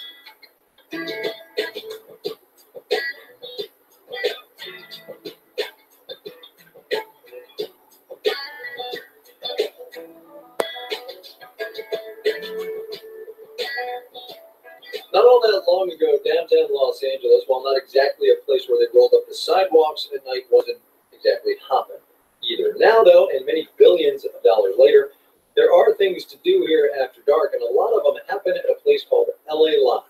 Restaurants, bars, the Microsoft Theater, home to the Emmy Awards, hotels and Staples Center, home to the Lakers and the Clippers and the LA Kings hockey team. There is a lot going on. It's about a mile, give or take, down Figueroa Street from Marketplace World Headquarters. So the other day, we went for a walk and talk with Dan Beckerman. He is the CEO of the Anschutz Entertainment Group, AEG as it's known, which owns the place and all or part of its tenants' sports teams too, and which has arguably single-handedly revitalized this part of downtown LA. The company has done the same thing worldwide. It's got a couple of hundred entertainment entertainment and sports properties, including the Staples Center, which is where we started our walk-in and our talk-in with what the place was like before all the buildings started. It was 1998. We broke ground on Staples Center. This was not the best part of the city. I think back then, downtown LA was just known as the financial center. Right. And when you look around today, you see these buildings popping up all around us. It's become so much more than that. It's still the business center, the financial center, but it's also the sports and entertainment center. It's the culinary center. It's the cultural center in a lot of different ways. More to the point, it's a place where people come at night. Absolutely. A lot of that development, I mean, it's no secret we poured billions of dollars into downtown Los Angeles, but we also focus on what we're good at. So we are not residential developers, we're not retail developers. So what we see in a lot of these projects, not just here in downtown LA, but other projects, is other developers coming in and putting their capital in and building these other pieces of it. And that's kind of a rewarding part of it. And we focus on our core. In a way, you were betting on the come, right? Well, we make bets, and we make bets in big cities, obviously, but it's not just about what cities you go into. It's about places in the city that need economic redevelopment. So we come into downtown Los Angeles, we go into East London, we go into East Berlin. So we believe in the big markets, but it's as much about where in the market as opposed to just the market itself. As we walk here, can we talk timing for a second? Because 2007 and 2008 was no time at all in this economy to be opening some giant bazillion-dollar investment. Yeah, the downturn was certainly a factor, especially with the hotel development. And I don't think that any business in the world is recession-proof. But I'll tell you the lesson that we learned coming out of 2007, 8, and 9 is that our business, not just here in downtown LA, but really internationally in a lot of ways, is recession-resistant.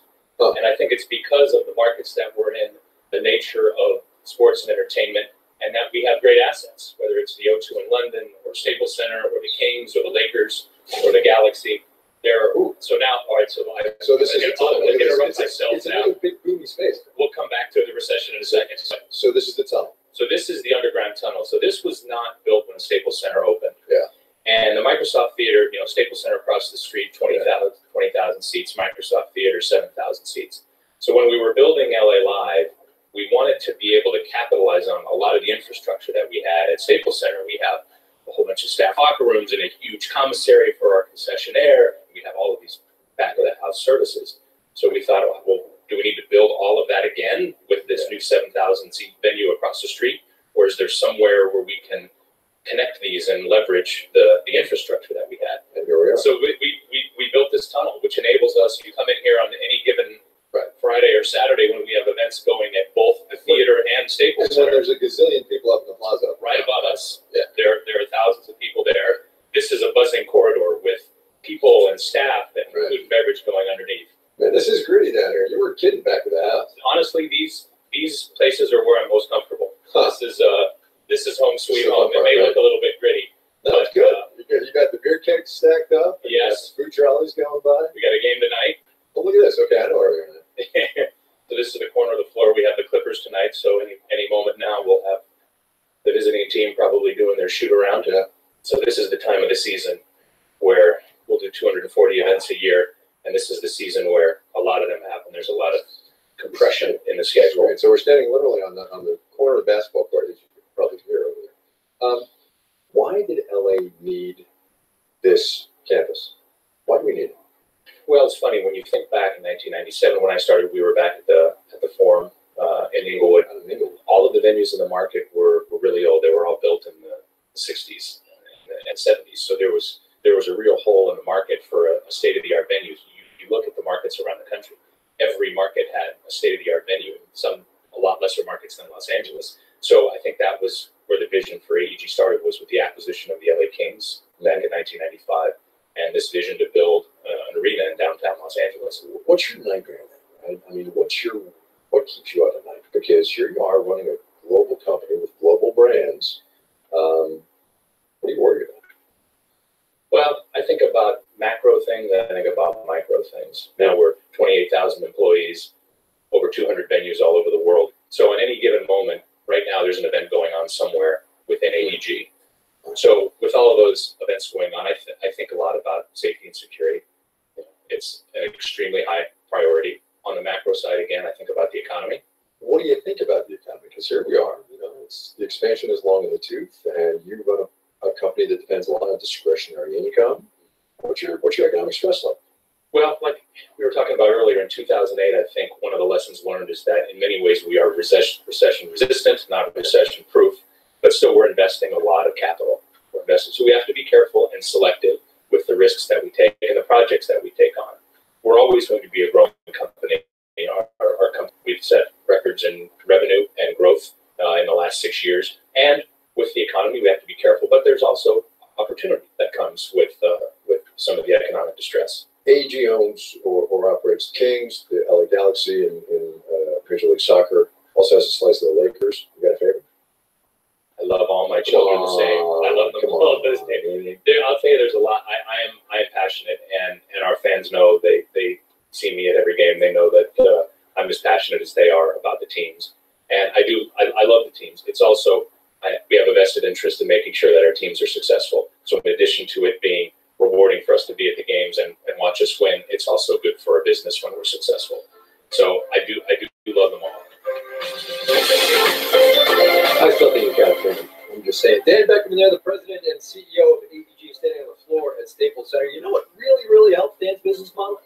More fannies and more seats is what. So we took a look at ticket sales at Staples. The cost of a seat for a Laker game and a Clippers game. Check it out, marketplace.org.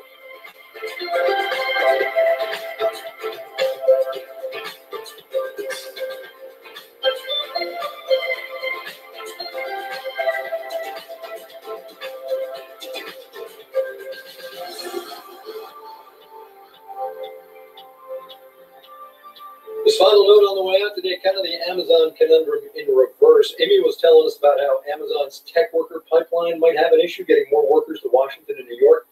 We go now to Tulsa, Oklahoma, which is offering a $10,000 relocation package with a catch. You get a $500 monthly stipend, $1,500 bonus at the end of 12 months, some other stuff as well. But you can't actually work in Tulsa. You have to be a full-time telecommuter employed someplace else. Just got to live in Tulsa. As we have said many a time in other contexts, cities and countries need population growth to get economic growth. Marketplace is supported by Amazon Web Services. Over 1 million customers use AWS's cloud tools, functionality, and experience to dream big and build fast. Learn more at awsishow.com. And by Forex.com. Forex.com is committed to empowering and helping traders seize opportunities in the foreign exchange markets. Learn more at Forex.com.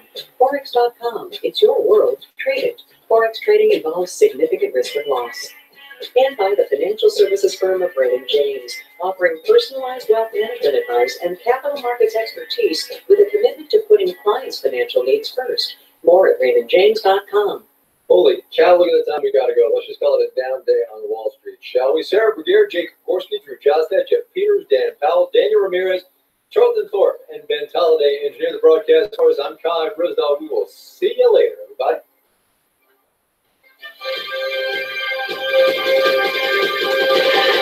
This is APM. You're listening to Vermont Public Radio. Thanks for joining us for Marketplace, and stay tuned for Vermont Edition coming up next, followed by Q from the CBC at 8 o'clock. Tonight on Q, Tim Blake Nelson. He plays a singing cowboy in the new Coen Brothers film, The Ballad of Buster Scruggs. Here's an interview with Tim Blake Nelson on Q, which starts at 8. Support for VPR comes from you and from UVM Alumni House, located in Burlington's Hill section and open to the public for weddings and events, uvmalumnihouse.com. And from Blue Cross Blue Shield of Vermont, supporting retirees by providing health care options to meet their needs, bcbsvt.com. With studio space provided by the Latches Theater and Hotel in Brattleboro, Vermont, this is Vermont Public Radio, WVPR Windsor at 89.5, WVBA Brattleboro at 88.9, WVPA St. Johnsbury at 88.5, WRVT Rutland at 88.7, WVPS Burlington at 107.9, WBTN FM Bennington at 94.3, and on your smartphone.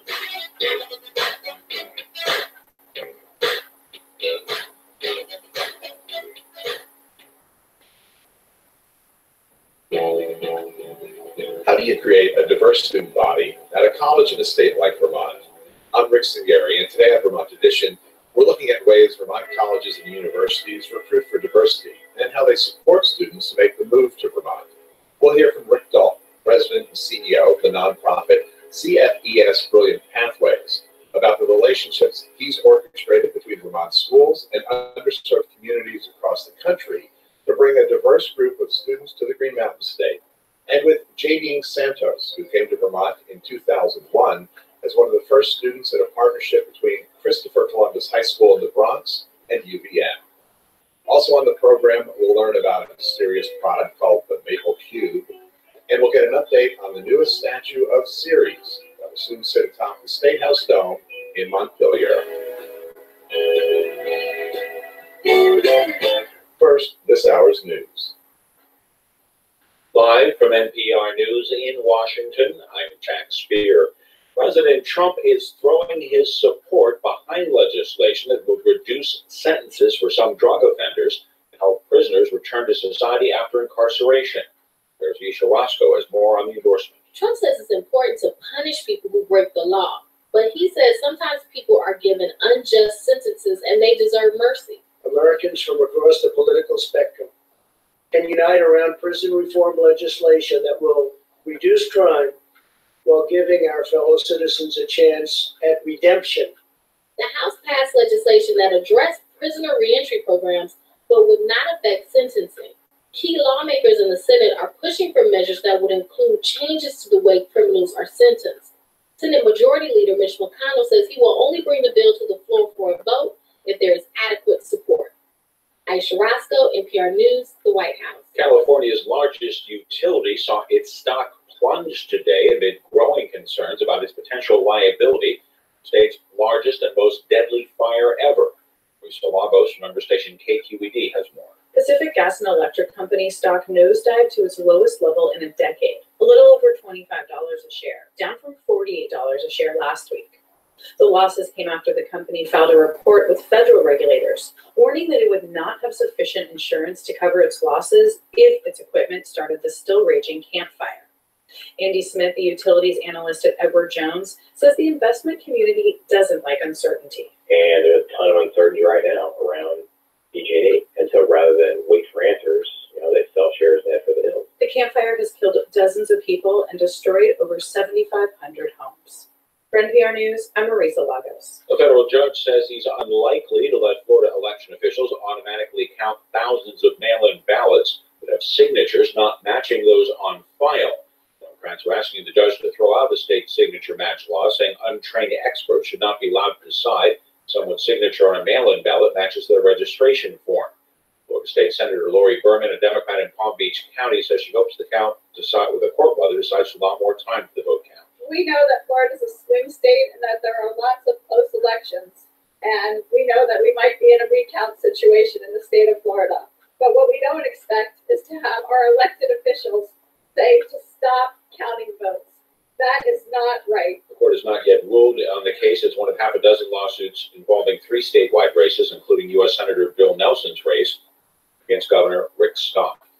The government's main inflation gauge, the Consumer Price Index, took a bump up in October. The Labor Department says prices for a market basket of goods rose 0.3%. Stocks closed lower again today. The Dow was down 205 points. This is NPR. Hurricanes are dropping more rain and causing more flooding than they have in the past. Yours Rebecca Hersher reports 2 new studies shed some light on why. The main reason that hurricanes are getting rainier is climate change. A new study finds that hurricanes Katrina, Irma, and Maria dropped 5 to 10% more rain on New Orleans, Florida, and Puerto Rico than they would have without climate change. Another new study finds that cities themselves can cause extra rain to fall.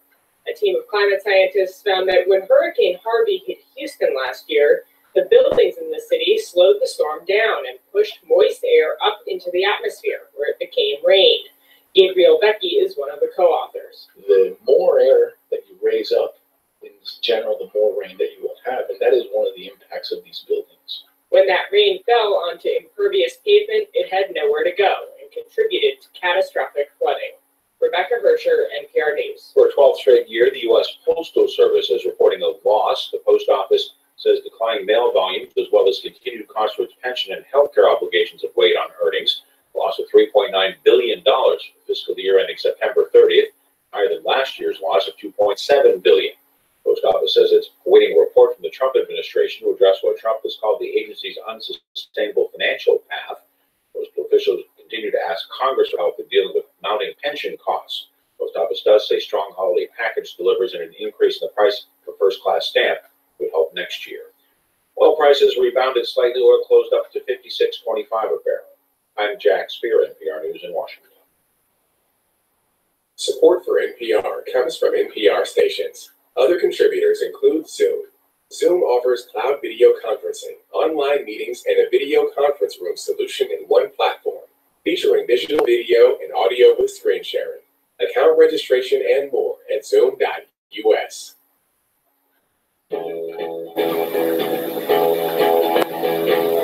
This is Vermont Edition. I'm Rick Singari in for Jane Linton. Today, students of color make up about 12% of UVM's enrollment. That's triple what it was at the turn of the century. UVM, Middlebury, and other schools have deliberately undertaken programs that would diversify its students' population. We're going to look at how that was achieved and if these programs have had any benefits for these schools and the students who go there.